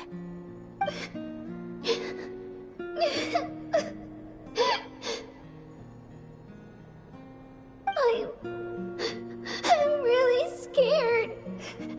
Everything's so dark and creepy here. And I want to go home. Still, I don't want you to put yourselves in danger because of me. I don't want to hold anyone back ever again. All you need to do is place your trust in us, just like you always have. No one fights alone. We're not leaving you behind. Not ever. Yeah, we're so close, we can't call it quits now! Thank you. Be careful. Looks like we've lost contact. Now comes the most dangerous part. You have to traverse the Night Kingdom in your physical form. This entrance to the Night Kingdom was left behind after an abyssal invasion. Even a brief amount of time inside could expose you to corrosion. I know. I'm prepared for that possibility. All right, then I wish you all the best. I'll tell Koichi to be ready just in case. She's very experienced in dealing with abyssal corruption. That face you just made. Don't tell me you two got into another argument. No, I just feel bad for creating more work for her. I'll go with them too, Archon. The more people, the stronger the party. Thank you so much for your help, everyone. It really means a lot that you're willing to brave these dangers with me. And there's no time to lose, so let's get going. Now that I've lost my power, I won't be able to provide much practical support. But I can still keep an eye on the situation from here. Eon-san, I know it's unlikely, but if you encounter a situation you can't handle... That won't happen. I hope not.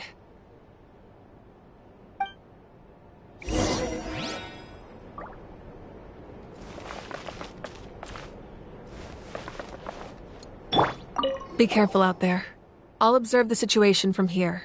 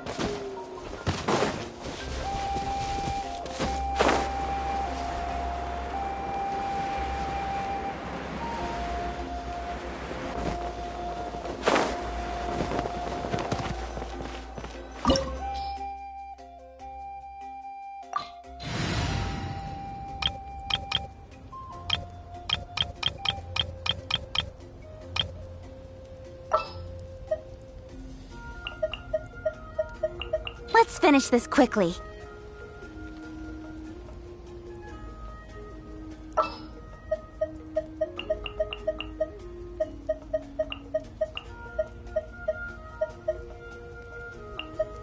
The threads of your fate lie in my hands.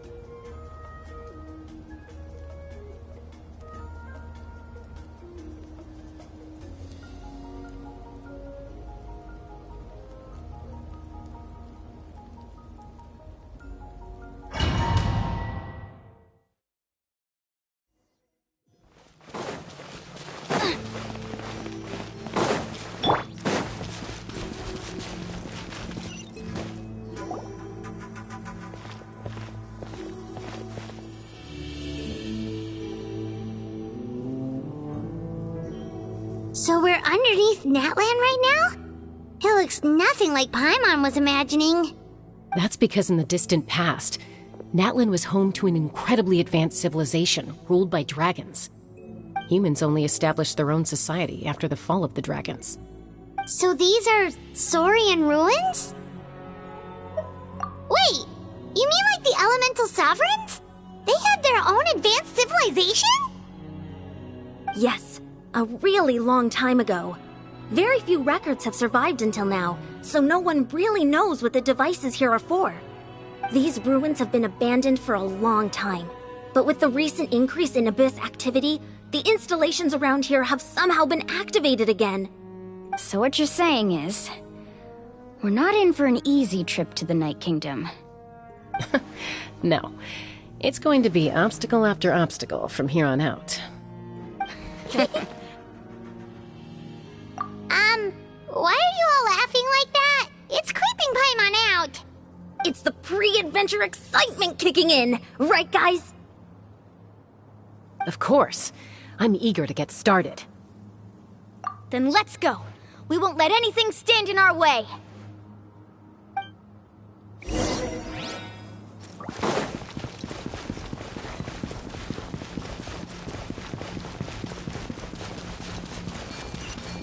Seems like the road ends here. How should we get across? As a professional trainer, I think you could stand to build up your endurance, Paimon. Professional trainer? Paimon thought you were a warrior from the Collective of Planning. Well, that goes without saying. But I actually work as a sports coach. I provide professional guidance for many of Natland's popular sports. And I don't just mean physical training. I design nutrition plans as well. Ah, so basically no sugar, no soft drinks, no grilled meat. Yeah, we'll be here all day if you list them out one by one. It's much faster to just focus on what's good for you. Such as? Vegetable juice. Want some? You know, Ian-san, Paimon feels like the two of us might not see eye to eye. Those guys look familiar. We've fought them before. Let's go. Show no mercy.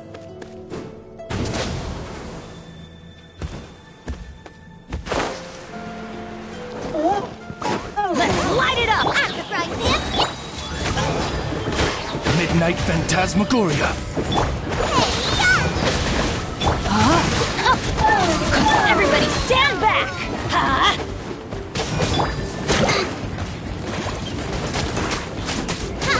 No, my soul! Let me weave you a verse.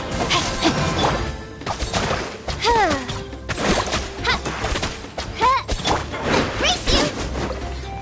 Nice and spicy! Let's light it up! Teamwork is dreamwork!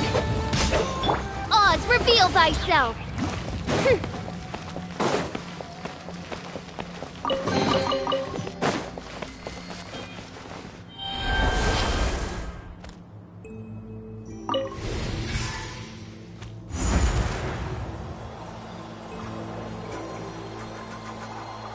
Whoa, the place we need to go seems really high up.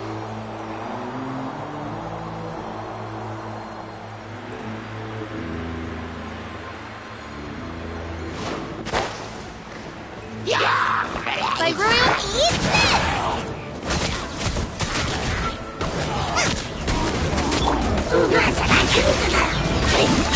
Shadow Raven, let night fall!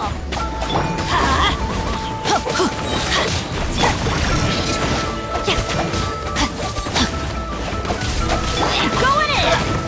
Let's light it up!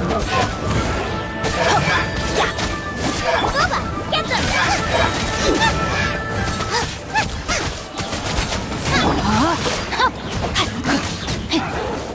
Body and mind. Time to act.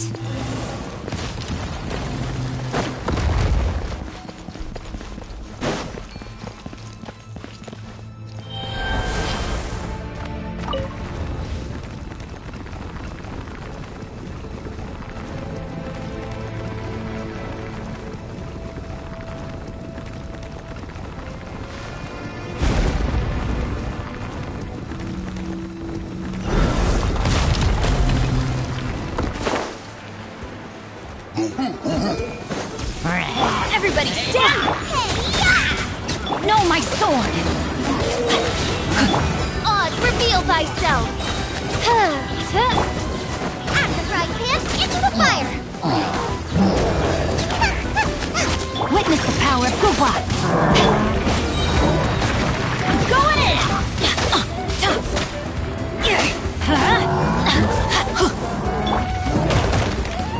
Midnight Phantasmagoria! You're toast!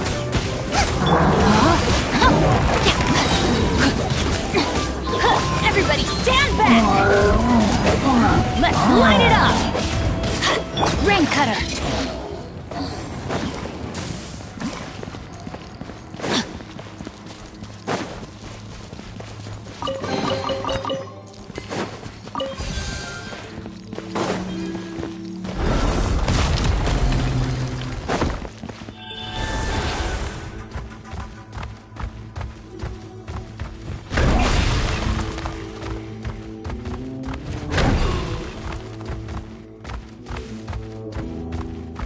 This is the final stretch. We just need to climb up, and we'll be there. Nothing to it. Easy for you to say.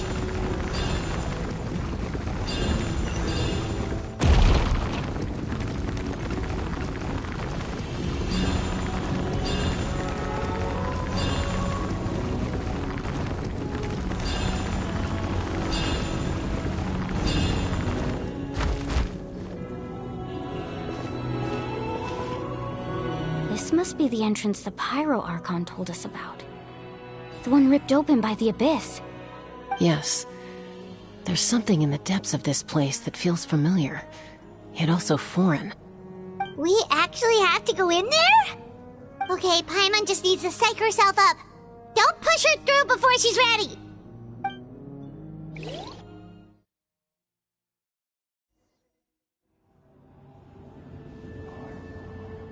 Hey! You don't have to drag Paimon! You're pulling too hard!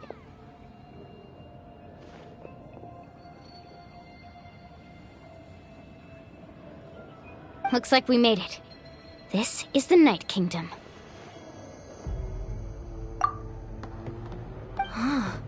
It looks so different from what I imagined in the stories. That overflow of energy is probably what trapped Kachina here in the first place. From this point forward, everything we know about the real world no longer applies. Anything can happen here. Paimon's more worried about how we're gonna make it out. We obviously can't go back the way we came. Do you see that patch of light on the ground? It's shining down from that fissure in the sky. Oh yeah, right in front of us. So that's coming from up there? Oh, it's so high up. Did we really fall that far down? Just like I said, our real-world knowledge doesn't apply here. We felt all this came out completely unscathed. If this was the real world, we'd have to climb our way back up to the entrance. But here, all we have to do is stand underneath the light and offer a prayer. That's it?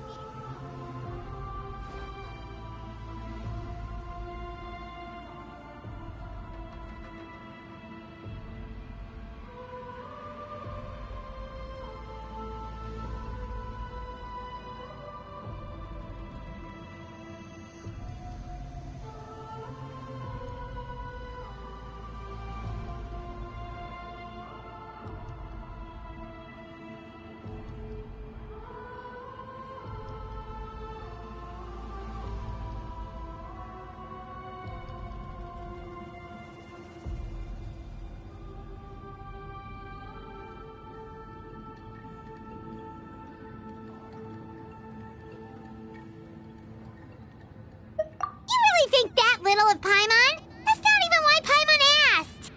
So that means all we need to do is find Kachina and bring her to this location. Exactly. This light is streaming in from the real world. It's a link between the two realms. The terrain looks difficult to navigate, and the visibility's not great either. How are we supposed to find Kachina in these conditions? Yeah, these floating black things don't look super friendly either. Those are all manifestations of abyssal power. Be careful. Ghost! Attack a ghost! Calm down, I'm here to help. You're the ones who helped Vichama, right? Yes, I'm Vichama's friend, Malko. I was completely lost to this realm until I sensed a mysterious power calling out to me. It's like it was seeking me out, attempting to reassemble the pieces of who I used to be. Of course, it could only do so much. I'm sorry I can only appear before you in this imperfect form. No, we should be the ones apologizing. If the Spirit Speaker Stone hadn't become corrupted by the Abyss, we could have done much more. But we had to destroy it. Otherwise, Vichama and his tribe would have been in danger. Of course. Thank you for protecting him. I never imagined that, even after all these years, he'd still take such a risk for me. Under the power of the stone, it felt like our souls were connected. Turns out even our regrets were exactly the same. Whether in triumph or death, you want your best friend by your side.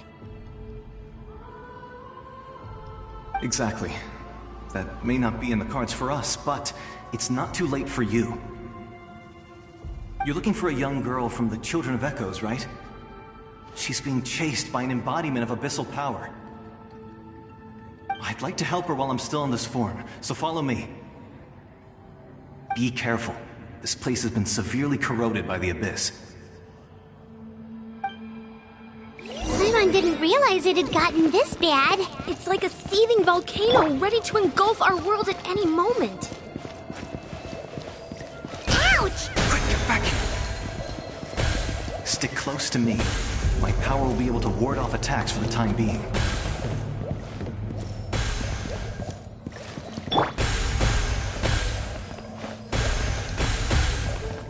We won't be able to keep this up. Let's try another route. This way.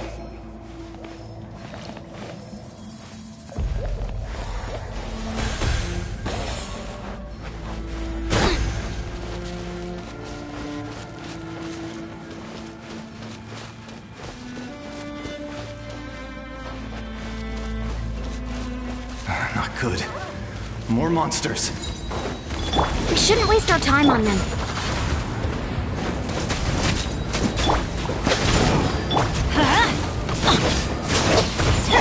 No, my sword!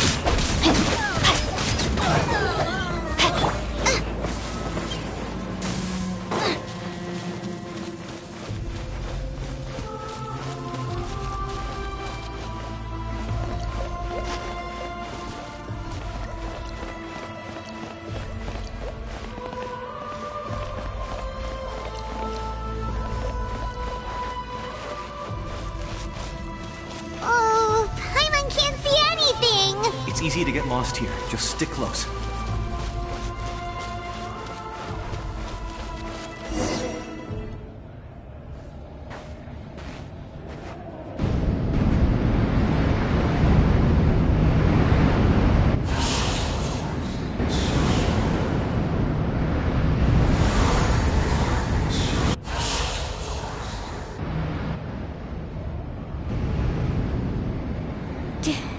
Did you hear that?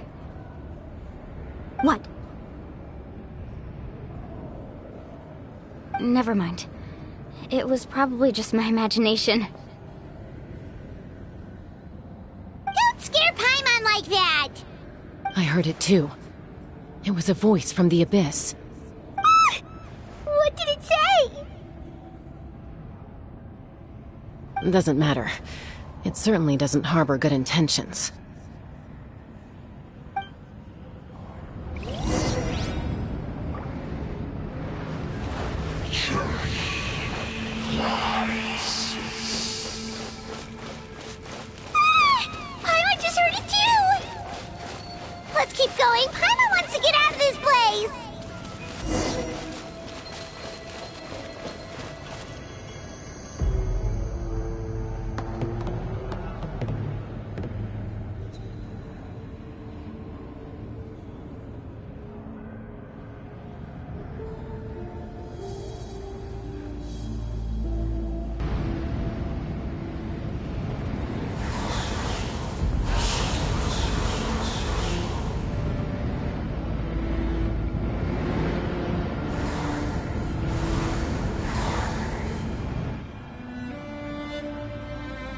We're here, Kachina!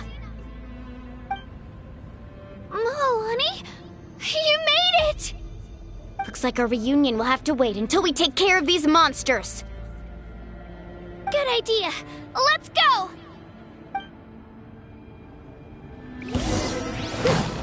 Let's go, Twirly! Nice and spicy! Let me weave you a verse. I'm going in! Let's light it up! By royal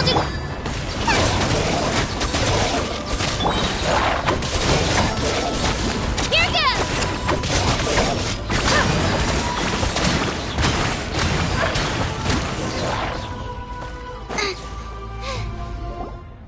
You're here! You're finally here! Thank you so much! That monster can appear from anywhere. It almost caught me a bunch of times.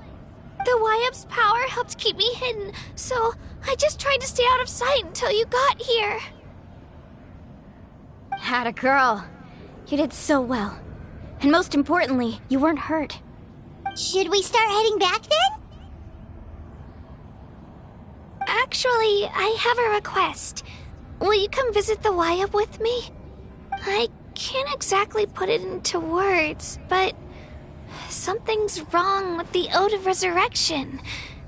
And I know it has something to do with the contamination from the Abyss. That was the Pyro Archon's theory as well. Everything we've seen here certainly seems to back it up. In the Night Kingdom, there are 6 main totem poles representing the Wyab of each tribe. You can think of them like the body of each Wyab. Additional totem poles, like the ones around here, serve as proxies to which the Wyab can extend their consciousness. There are countless proxies scattered around the Night Kingdom. Through them, the Wyab can extend their consciousness over the entire realm and track down souls no matter where they roam. But if a proxy were to become severely contaminated, then a soul could become lost within the Night Kingdom. Judging by the current situation, I don't think we're dealing with just one contaminated proxy. Even if we could drive back the abyssal power from one of them, that probably wouldn't even put a dent in the problem. Still, we can't just leave the Wyab to suffer. It's protected me this whole time. I agree. We might even manage to draw out the monster that's been hunting Kachina. Getting rid of the monster might slow down the deterioration of the Night Kingdom.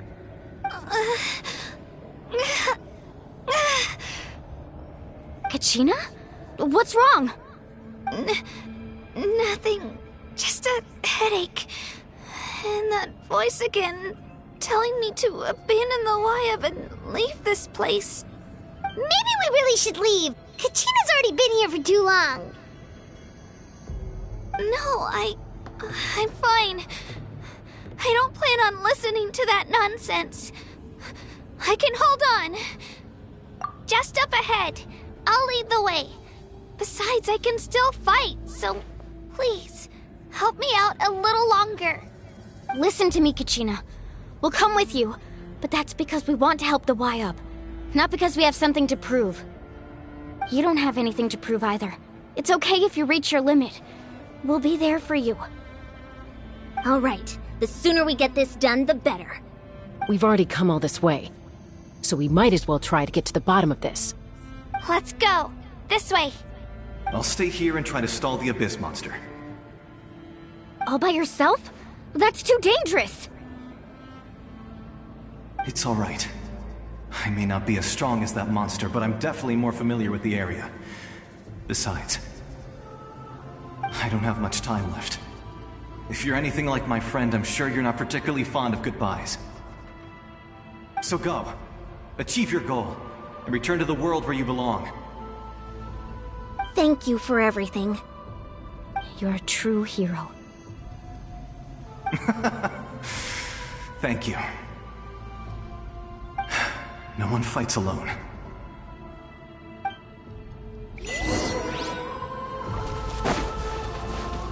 Does your head still hurt? Let me help you walk. I'm fine. You should know I'm made of stronger stuff than that.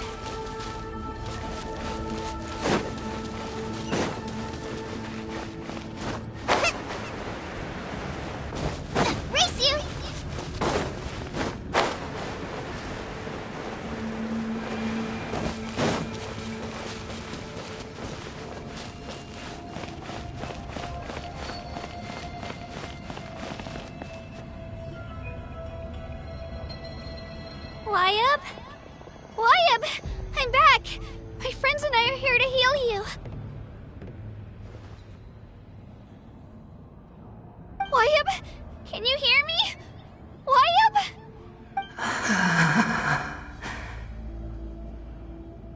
So we were right. The contamination is already too severe. It's preventing the Wyabb from answering our calls. Alright, get ready, everyone. Time to purge the abyssal energy from this place. Careful. We've got company. Already? You really think that puny soul could slow me down? Courage in the face of futility is pure folly. He tried to get in my way, so I disposed of him. You killed Malco? He would have dispersed with or without me. Rather than worrying about him, I would urge you to focus on yourself. You may have defeated others of my kind in the past, but underestimate me now, and it will be to your peril. No, the power of the Abyss is intoxicating. The destruction it seeks captivates like a masterful work of art. I strive only for the opportunity to see it up close. I thought this naive little girl was an exception, but it turns out humanity is full of lambs willing to offer themselves up to the slaughter. That is the tragedy of your short lives. You understand nothing of all-encompassing power. Ancient names, pride, friendship, all empty ideas invented to give you a false sense of self-worth. They possess no power at all. The Pyro Archon created those grandiose ideals out of pure selfishness. Anything to avoid sharing power. Anything to avoid handing over the primordial gift to ordinary people like you. Don't believe me? Then ask yourself, why is the Pyro Archon strong beyond man and so pathetically weak?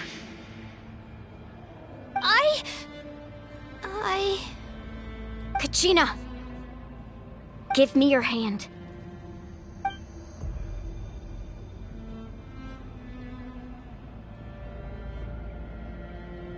Feel that? I'm right here next to you. Thanks, Moalani. You're right. I have nothing to fear. Because I'm not alone anymore. You're right. Maybe comforting ideals don't have any power. But you also couldn't be more wrong.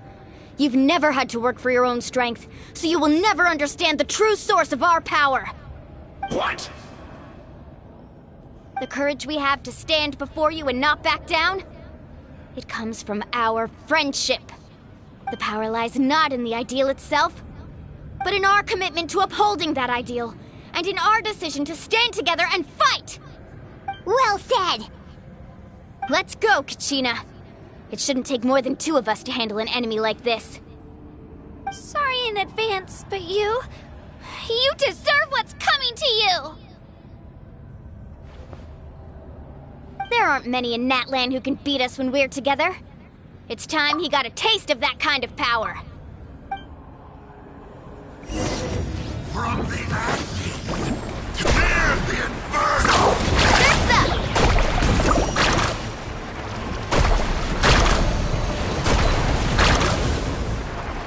Right here! Clear the area! Near the inferno! The time for my coming! Woohoo! Check this out! Best of luck!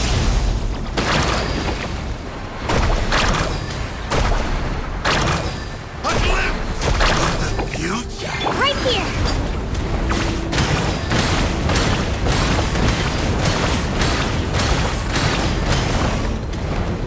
Let's ride! Amazing!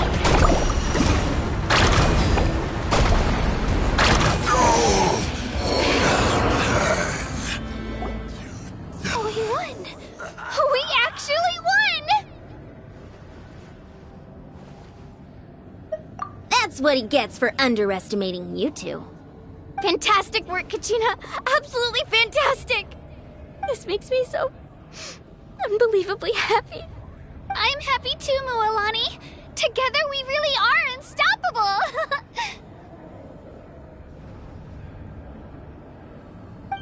Huh? What's happening?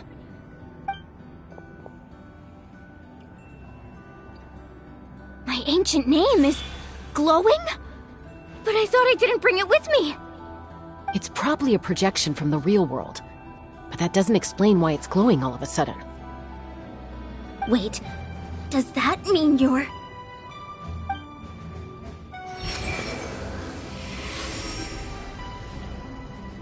That was a bold move, diving headfirst into the fire to save your friend, especially in a place so overrun with abyssal corruption. Still, seeing you pull it off was really something. Everything you said was exactly right.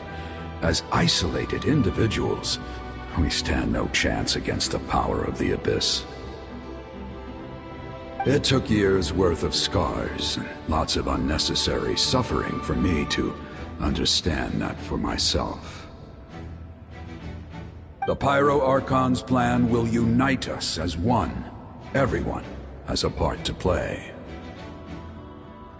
Only then will we have the power to defeat the strongest of foes.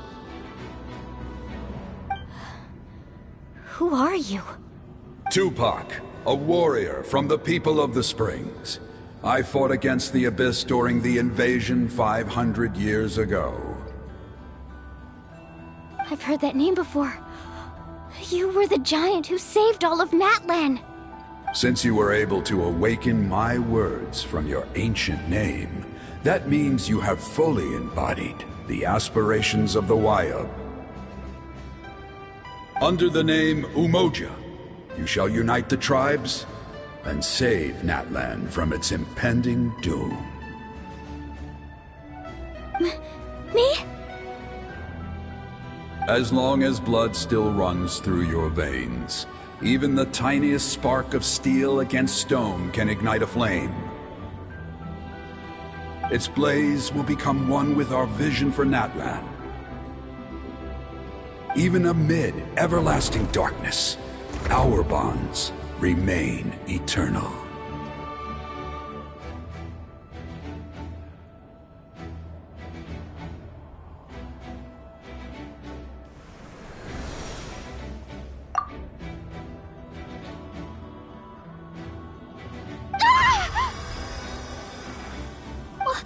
What's wrong, Mualani?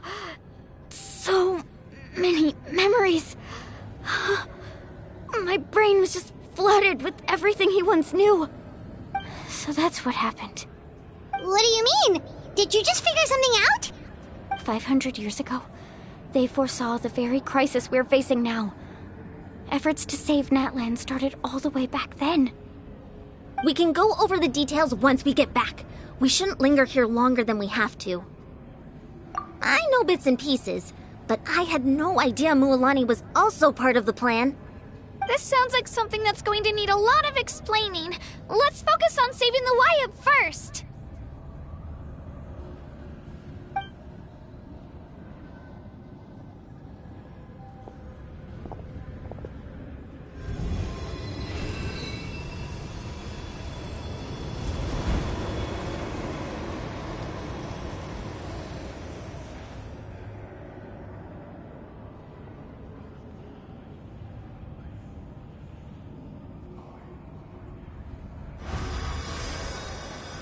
Okay, that should be enough. Wayub? Wayub? Can you hear me?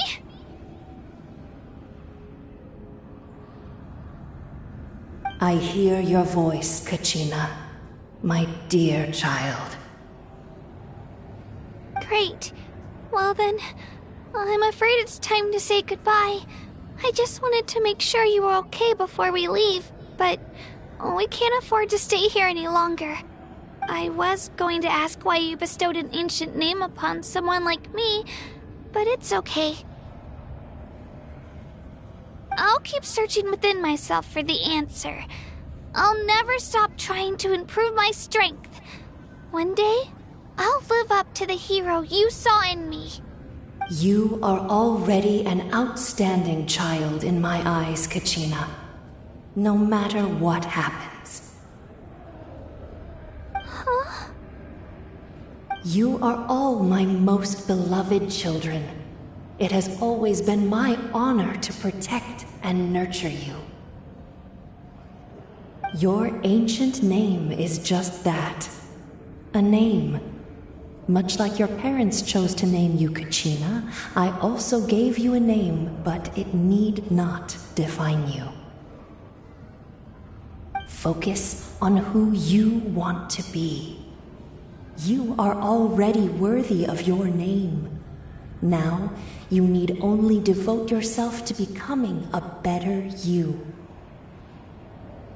The story of your ancient name is for you to continue. Just like your parents, my love for you will never change, no matter what the future holds.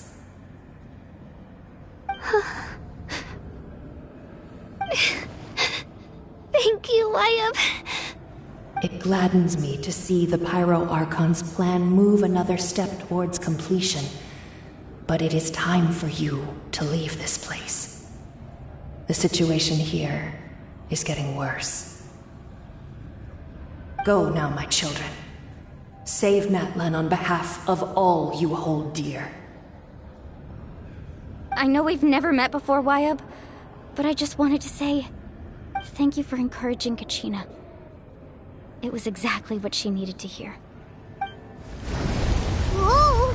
What's going on? An earthquake? We're out of time. It's the power of the Abyss. Quick, we need to run!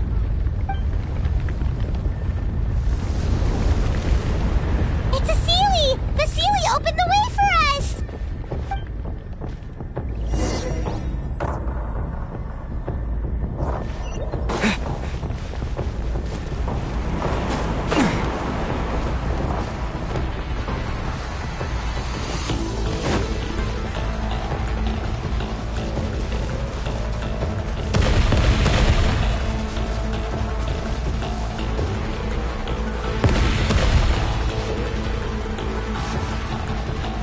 The opening in the sky! It's closing! We need to hurry, or we'll be stuck here!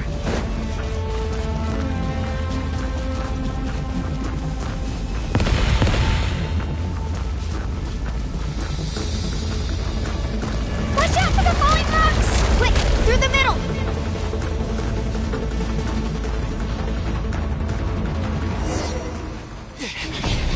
Come on, faster! We'll never make it!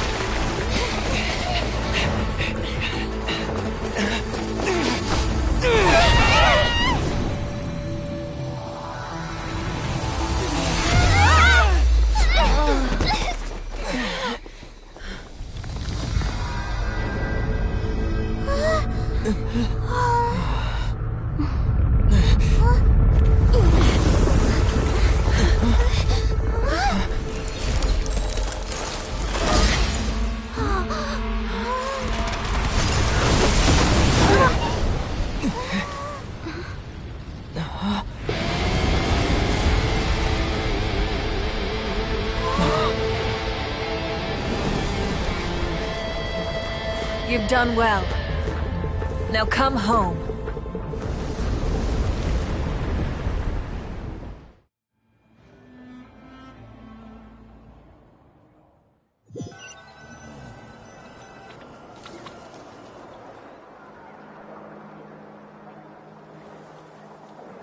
We're back!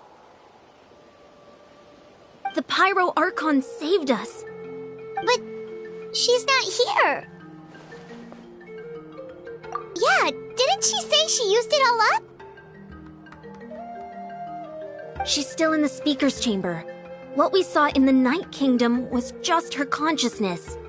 So you're saying her consciousness did all that? Every great display of power comes at a price.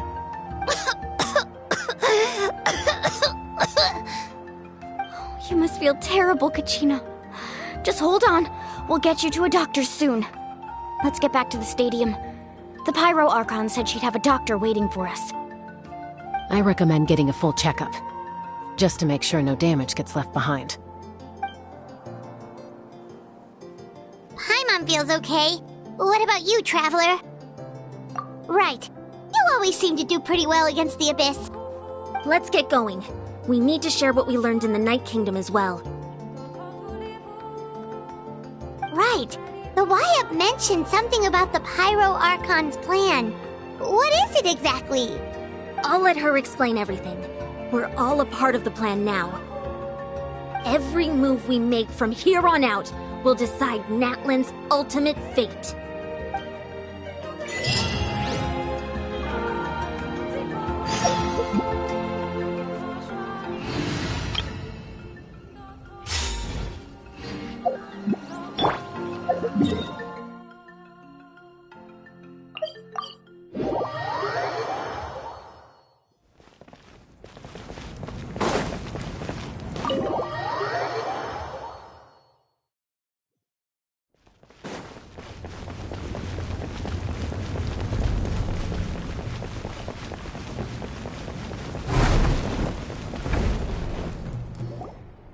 Huh. There's a lot less stuff here than before. It's good to see you all here in one piece. I know you must have a lot of questions, but let Koichi check you over first. It's best not to let any lingering effects of the Abyss go untreated. Thank goodness you made it back. I came here as soon as the Pyro Archon told me about your plan. Take a seat, everybody. I'll examine you one by one.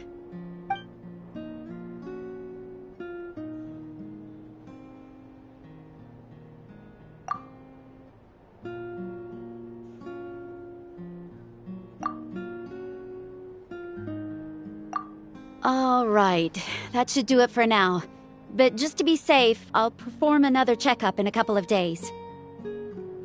I have to say, though, I've never seen anyone react to the Abyss like you, Traveler.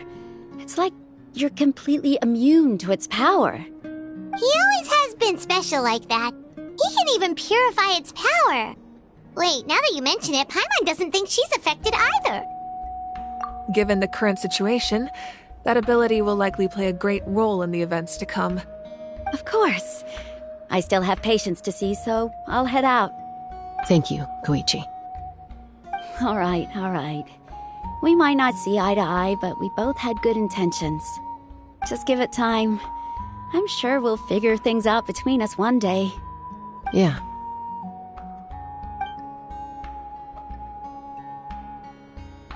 All right. There's so much to discuss, I don't even know where to begin.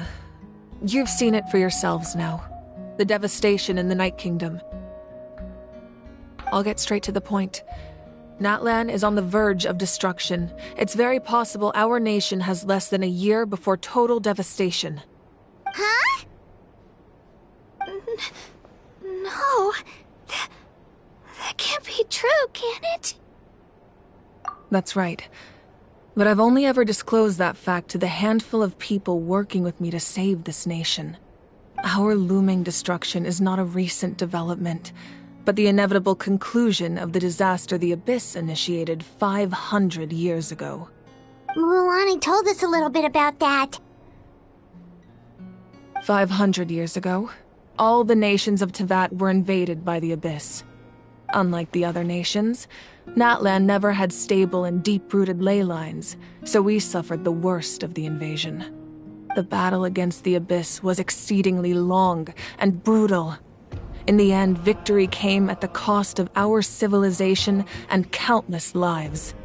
Even then, it took centuries of solving the disasters caused by the Abyss to finally achieve the peace we know today. And still, this is but a superficial victory. The forces of the Abyss have merely been driven back underground. Their threat to Natlan remains as real as ever. I'd never have guessed. The problems plaguing the Night Kingdom are all the more complicated because that realm is essentially functioning as Natlan's ley lines. Immediately after the war, our calculations estimated that we would have a maximum of 500 years before the Night Kingdom was completely lost to the Abyss. But at that time, we were a nation of the destitute.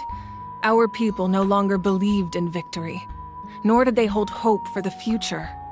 Our civilization was dying, our faith crumbling, and the line of power passed down from the Wayab nearly severed. If we didn't bring the nation back together, it would be foolish to even dream of defeating the Abyss in the future. So, the Archon had a long and involved discussion with the heroes of each tribe, and finally came up with a 500-year-long plan to save Natlan. So that's what happened. After finding Kachina, I encountered a strange figure who gave me a series of new memories. Since the plan was mentioned in those memories, I guess I've been chosen to play an important role in it. But there's still something I don't understand. Those memories showed me the Pyro Archon from back then. And it was you. Huh? But that doesn't make any sense. The Pyro Archon is supposed to be human. It's impossible for a human to live that long. That's right. The hardest thing for humans to overcome has always been time. Or rather, the natural limitations of our lifespan. A god can extend a human's life by using a certain amount of divine power, or subjecting them to a curse. But, as we all know, Natlan doesn't have gods like that. We can only rely on our own methods. A human life is like a flame destined to be extinguished. 500 years ago, I placed my life within the sacred flame. Only by dying before my time could I have the chance to wake up again. So, in other words, this is your second life? Yes. We only managed to defeat the Abyss all those years ago because the tribes came together as one. If the Natlan of the future was to have a fighting chance, the Pyro Archons that came after the war had to rebuild the decimated tribes. The goal was to reunite the people and restore the strength of each tribe's Wayab. Once a tribe was back to its full strength, the tribe's Wayab would select a hero, indicating the tribe was once again ready for war. The Chosen would then stand by my side in defense of our nation, just like great heroes of old 500 years ago. So that means I'm one of the Chosen? That's right. You bear the ancient name Umoja, the same one held by the hero from your tribe 500 years ago. It means unity. After your adventure in the Night Kingdom, I trust you've come to fully understand the meaning of that name. So in other words, you always knew who the Wayab were going to pick from each tribe? Yes. According to the plan, each tribe was supposed to have been fully restored by the time I awoke. But something went wrong along the way. The 6 heroes successfully inherited the ancient names from 500 years ago, but the intel regarding the plan wasn't passed on to them. Once again, it comes down to the deterioration of the Night Kingdom. Communication between the Sacred Flame and the Wayab has been blocked. Just like how the Ode of Resurrection failed to bring Kachina back. Exactly. It's just another tactic the Abyss is using against us. The Abyss may not possess intelligence, but its methods certainly aren't easy to counter. If we want to unblock that information from being passed on, my presence alone isn't enough. The ancient name-bearer must establish a greater connection to their name. So, I've tried my best to help them from the sidelines. Currently, Shilonin of the Children of Echoes, Kinich of the Scions of the Canopy, and Iansan of the Collective of Plenty have all been acknowledged by their names. During your adventure, you too earned the acknowledgement of your Wayab, Mualani. In the process, you gained the memories stored within your name.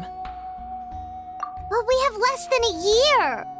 Yes, but we have no choice. We cannot start the plan until all the heroes have been gathered. That's also why I haven't been able to take action despite the urgency of the situation. But if you knew this whole time, why didn't you just tell me about my role in all this? Wouldn't that make everything go a lot faster?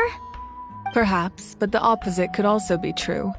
Knowing your destiny too early could mean failing to realize your full potential. Just like your determination to save Kachina, I hope your commitment to this endeavor comes from your own strength of will, rather than a sense of obligation. So I suppose you're not going to tell us who the final two heroes are then? That's right. Their time is yet to come. Putting pressure on them beforehand will only hinder their development. I can only trust in the judgment of the Wyab. I have never believed I could solve this crisis alone. In fact, it was precisely because I chose to trust and rely on others that we managed to get this far. Natlan's salvation lies not in its Archon or any singular individual, but in us all. You're quite perceptive, aren't you? I thought I might get away with avoiding the topic. Huh? Oh, right! All of the stuff you stored here before, where did it all go? Even though I sacrificed my power, I still needed a contingency plan to ensure you would make it back from the Night Kingdom. After all, I was the one who allowed you to take that risk, and Mualani has an important role to play in my plan. In addition to their sentimental value, the items I stored here held a much more important purpose: fuel. Fuel? So back then, that's why you... Yes. The stories embodied by those items are certainly important, but there's an even more significant trait they all share. Every item belonged to a hero of Natlan. Over time, they became imbued with a certain amount of contending fire from being carried in battle. On their own, each item's power is limited, but together their combined effect can prove quite useful in a dire situation. By burning those items, I was able to activate the contending fire stored within them to open the boundary between the two worlds. It was a rather crude approach, so all their power was depleted in an instant, as you can see. But weren't they all precious treasures? What about their stories? That's exactly why I dragged you all here. No matter what, I never wanted the Pyro Archon to have to use that power. Oh, I'm so sorry. You have nothing to be sorry for. You all deserve my thanks, actually. If you hadn't saved the totem pole, that area of the Night Kingdom would have been forever lost to the Abyss. And then, it would only be a matter of time before the Children of Echoes was met with disaster. Besides, when those heroes entrusted their belongings to me, or the Pyro Archon of their time, it was out of a desire to contribute to Natlan's survival. If they knew those items helped save the present-day heroes of Natlan, they would not mourn their loss. Even when you put it that way, I still feel bad. There's no need. Remember what I told you about time? The people and the events of the past are never truly lost to us. We simply carry them with us in a different form. In that sense, we didn't lose anything at all. If you still have regrets, let them fuel your resolve in the battles to come. Your deeds will become new legends and nurture new forms of power just like the items once stored here. Well, we'd still like to return the favor. Well, if that's the case, just treat me to a drink sometime. Now that Kachina has returned, we can finally hold the victory feast and celebrate your team's triumph in the Night Warden Wars. And we could all use the rest, that's for sure. Plus, you'll be able to silence everyone who doubted you once and for all, Kachina. Still, now that I know the danger we're facing, having a victory feast doesn't feel right. Try not to let it get to you. It's important to stay calm. Worrying about it will only affect your judgment. All right. You should head out. I'll join you in a bit.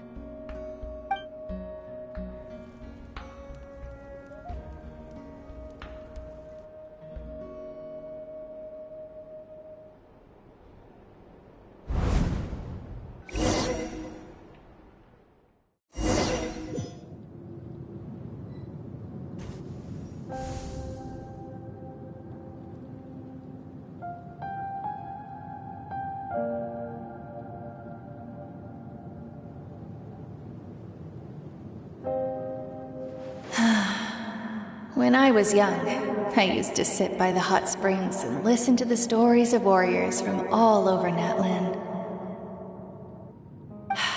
They attract people from all walks of life. Friends come easy here, no matter what tribe you're from. The people of the springs have never claimed the hot springs as their own private property. They are there to bring all hot spring buddies together. It's been really nice, seeing the children of my tribe get older. It's helped me gradually understand the true value of the springs. I've witnessed their energy, their determination, their absolute passion for life. Even when they cause trouble, I never managed to hold on to my anger for long. It's unbelievable how quickly they worm their way back into my good graces. I'm certain Mualani will become a great warrior when she grows up. She possesses infinite potential. I can see it. One day, when I'm no longer in fighting form, I'll come here and tell stories to all the children, just like those warriors did for me. So, you better get busy, Pyro Archon, or I'll end up running out of stories. So...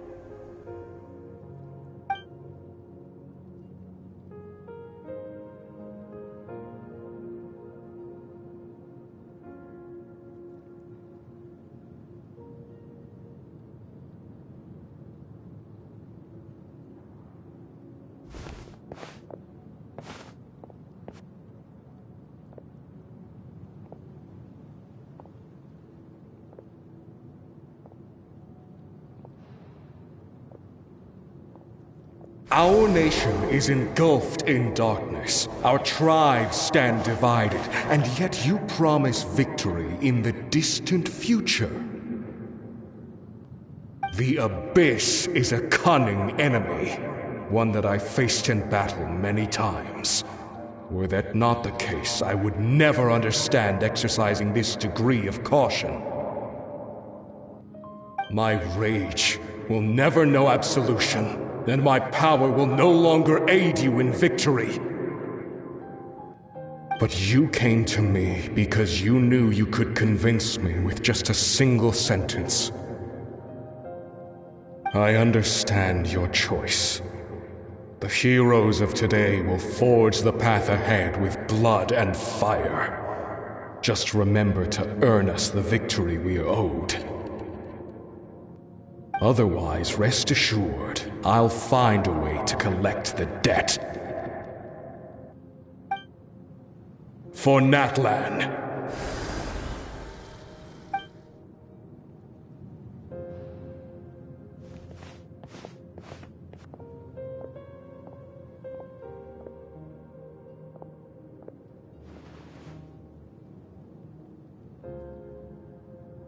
So, you're gonna head 500 years in the future to serve as the Pyro Archon again? But what about the you from right now? You're just gonna die? You can't ask her those questions and expect her to answer, my dear. The decision is hers to make, and she deserves our support. We will do everything we can to rebuild the tribes. Don't you worry. Even across time, we will all do our part to fight for Natlan's future. Yeah, Mom's right. We'll always believe in you, sis. Oh, seriously though, Dad should be here. Where is he?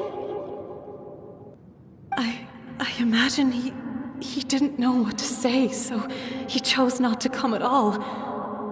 Don't take it to heart, my dear. That's just who he is.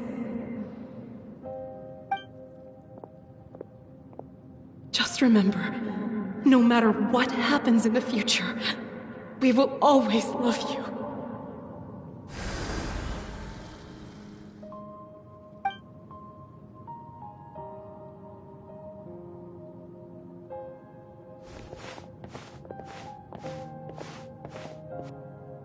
I'll come find you one day.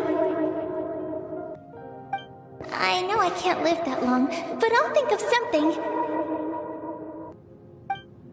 There has to be a way for us to meet again one day. If there's an answer out there somewhere, I'm gonna find it. So, don't forget about me.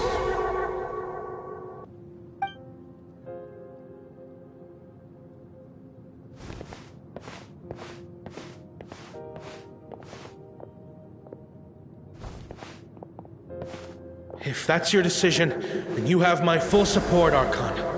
May our children live to see such a lovely son. For Natlan! No one fights alone.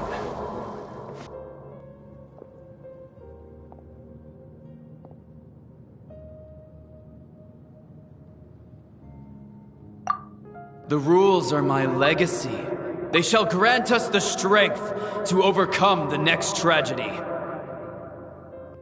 War forged the 6 tribes, taught us how to fight, instilled in us what it means to love. Who will be the one to bring this to an end?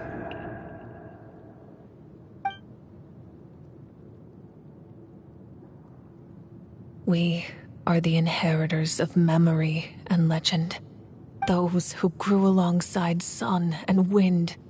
Those who forged our own destiny and future. That is Natlan's fire. The lifeblood of our nation.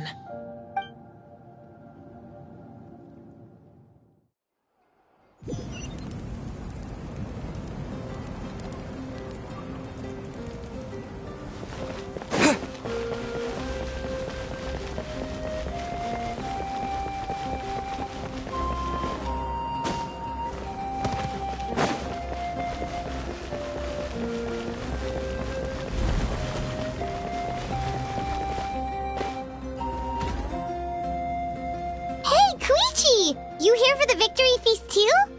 Oh, no. I knew Chaska would be here, so I just came to deliver some medicine. I was about to leave, actually. But it's not that I don't want to celebrate Kachina and the others. I'm so glad she made it back. It's just... well, I'll make things awkward if I'm around my sister right now. Ah, well, you two had a fight, so Paimon can understand. She didn't cause any trouble during your trip, right? Yeah, she was super helpful. She gave us a lot of useful information about the Abyss. That's good. That's all I needed to know. Is there a reason you asked? You were pretty outspoken when we first met, but now it's like you're holding something back. Maybe it seemed unreasonable, picking that fight with her before you left, but I did it for a reason. Her impulse to fight is extremely strong. Her mental strength helps her rein it in, but she still loses control sometimes. I had no idea what you might face in the Night Kingdom, so I didn't want to take any chances. So what you're saying is... Okay, so maybe it sounds a little stupid, but it works pretty well. It helps her keep her cool for a little while, at least. Anyway, I'm just glad you were able to make it back safe and sound. That's all I wanted. But do you really have to go that far? Can't you just talk it out? No way. Chaska never opens up about her own pain, especially to her family. She can't learn about this, or it'll be even harder to help her. I appreciate the understanding, and don't worry. I'll find a way to help her ease this burden. Anyway, I need to get going. Enjoy the celebration. Oh, and if you ever need a doctor, you know who to find. Huh. Who would have thought there was a deeper reason behind their arguing? In the end, it's all the Abyss's fault. Paimon's had enough of them.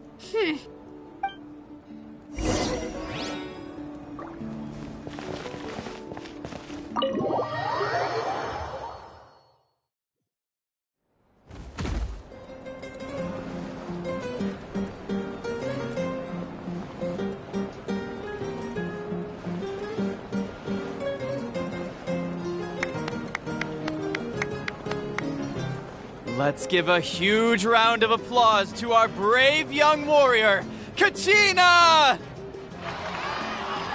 Woohoo! Well done, Kachina. Thank you, everyone. I'm so glad I finally made it. I always knew you could do it. With so much potential at your age, you have a great future ahead of you. You're one to talk. Don't think I didn't know you were the first person to abandon your team. I'll be dealing with you when we get back. I had no choice.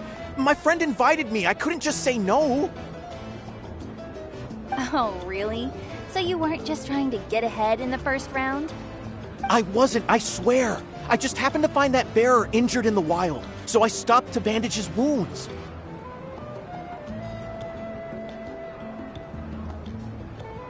When he insisted on repaying the favor, what was I supposed to do? I'm just one person. I figured Kachina would have no trouble replacing me. But the fact of the matter is that after your departure, everyone else started thinking about swapping teams too. I'm really sorry, Kachina. It was wrong of us to abandon you like that. It's amazing that you still made it all the way through to the Night Warden Wars. That's the highest honor. So, what about you guys? Did you make it far? Our team captain drank too much the night before the competition and turned up late to the stadium on the day. We got disqualified.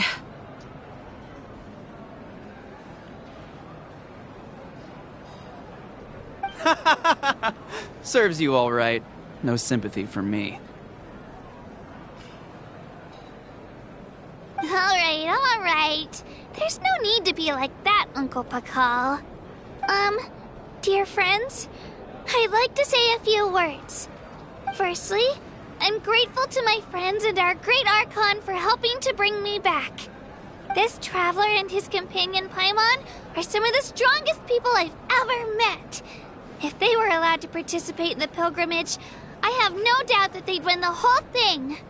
They've agreed to let me learn from them. With their help, I believe I can become even stronger still. And let's not forget my good friends, Moalani, Chaska, Kanich, and Ayan-san. They all helped the Traveler and Paimon figure out a way to bring me back from the Night Kingdom. They too deserve to be called our heroes, so please give another round of applause for them. Thank you so much. Well said! I'll drink to that. How does it feel being a hero, Kachina? To be honest, it's a bit overwhelming. It all just feels so surreal. Well, you better get used to it. Next up, undefeated champion! Hey, please don't make fun of me.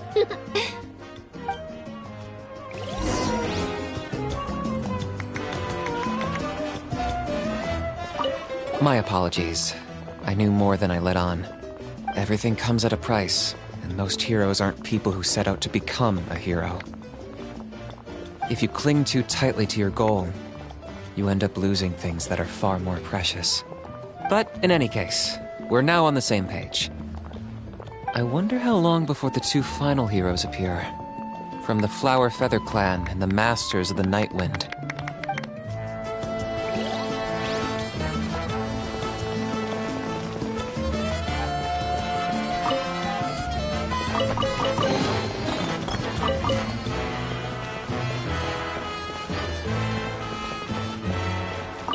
It's rare to meet travelers as strong and brave as yourselves. I raised my glass to you. Anyway, my sister's already gone back to our tribe. She has patients to treat. Oh, we actually ran into her on the way here and, well, Paimon just thinks she really cares about you. Yeah, I'm planning on visiting home myself in a few days. To tell her and the rest of the family that they need to be extra careful. I just hope they take it seriously. The Abyss has likely sensed your arrival in Natlan by now. So exercise caution on your adventures as well.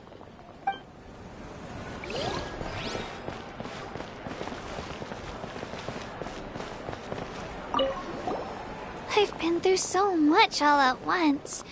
Everything still kind of feels like a dream. Are you still feeling unwell? Nope, all better now. I told you I bounced back pretty quick, so don't worry about me. I bet you guys must be tired, though. Make sure you get some good rest tonight. You gotta recharge so you'll be in the mood to have fun.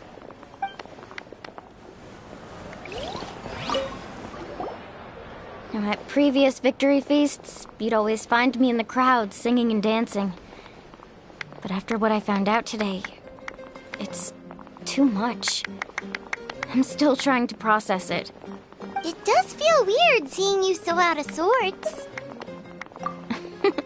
Is this another pearl of wisdom based on your adventuring experience? Well, Paimon agrees with the Traveler. Everyone's come together to celebrate Kachina's achievements. That's gotta be a first. You're right. Kachina looks really happy. And now I'm being the moody one. Ugh, enough doom and gloom. Time to shake it off.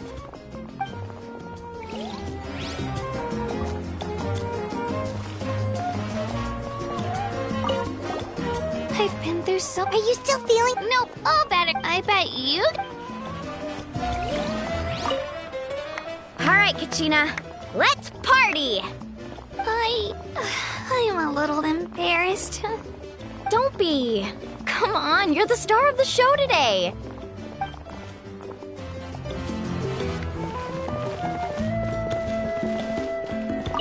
It cost us a lot, but we got Kachina back safely, and that's what matters. There'll be even tougher challenges coming our way in the days ahead, though. We'll have to train harder, make sure we're in peak condition. That includes you, Paimon. I can do a special one-off session to show you the ropes. Interested? No thanks.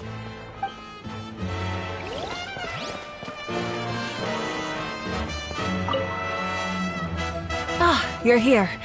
Have some fruit juice. I got it specially for you two. How did you know? That's Paimon's favorite! You look like you've still got questions. Ask away. Because they had their own lives to live.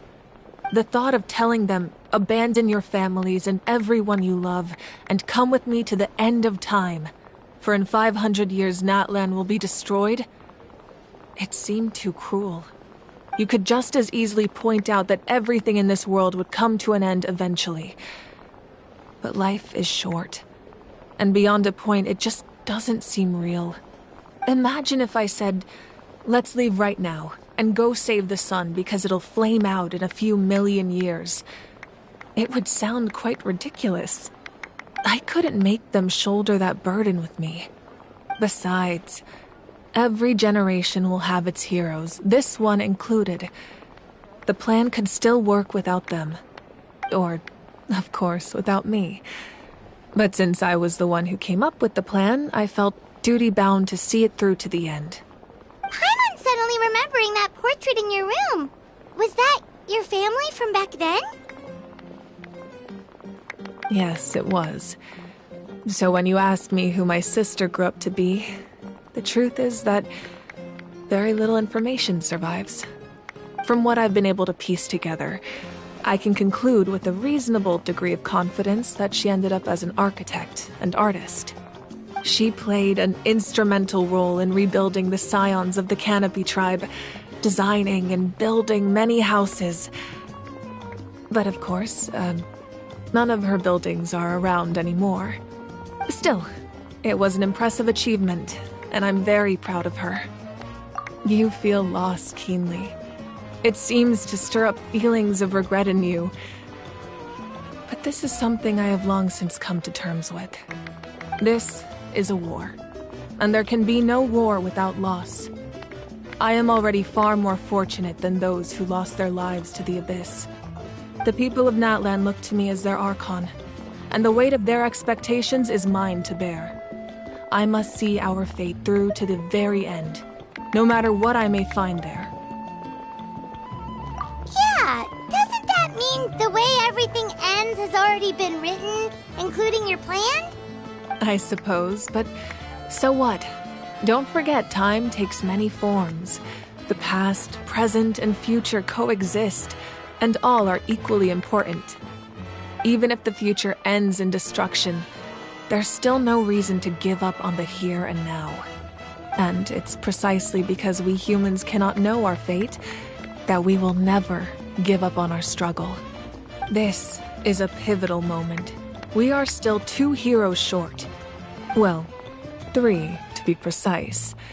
There's one further hero who I'm hoping to get on my side, whatever it takes. Your resistance to the corrupting power of the Abyss is truly remarkable. It would easily make you an all-important figure in the upcoming battle. If you agree to join us, you will not only gain my full support in your journey, but I will also forge a brand new ancient name for you. Ancient names can be forged? They can. Several strict conditions must be met, but if they couldn't be forged at all, then the number of them in circulation would have long dwindled to 0. Possessing an ancient name would mean that your adventures in Natlan are recorded in full. Your stories would be remembered by our people for all the years to come. The Ode of Resurrection may have temporarily lost its power, but still, take this as my personal guarantee that I shall never let you fall. Just like in the Night Kingdom, I will be there for you. That is a promise I will fulfill at all costs. This nation always honors its heroes. Yeah, we can't just ignore the situation here. Wonderful. Then I'll reach out to Shilonen right away. She's the one who will forge the name. We've never forged an ancient name for an Outlander before, but I trust she'll find a way.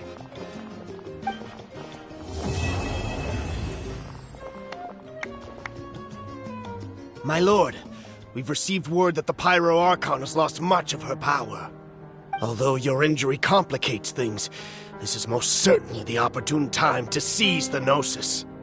Victory and defeat are rules, not outcomes.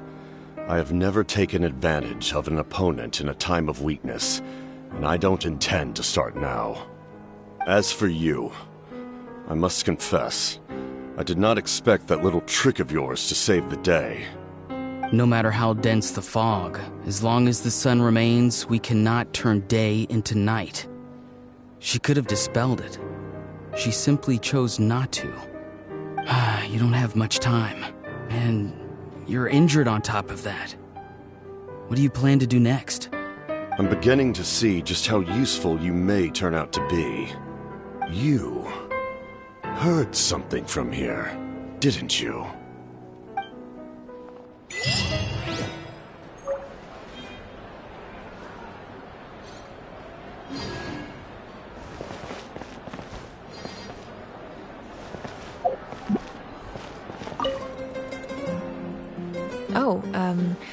Something else you'd like to ask? Well, our intel suggests he hasn't made any new movements yet. Although Kenichi's investigation helped us confirm that he's being aided by someone from the Masters of the Nightwind.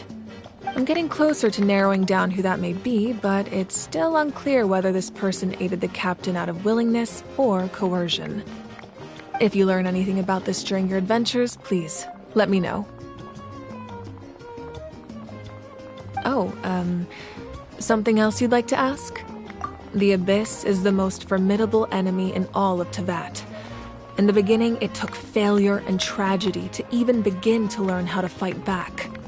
All of the methods you've seen in other nations were developed based on experience and insight passed down over generations.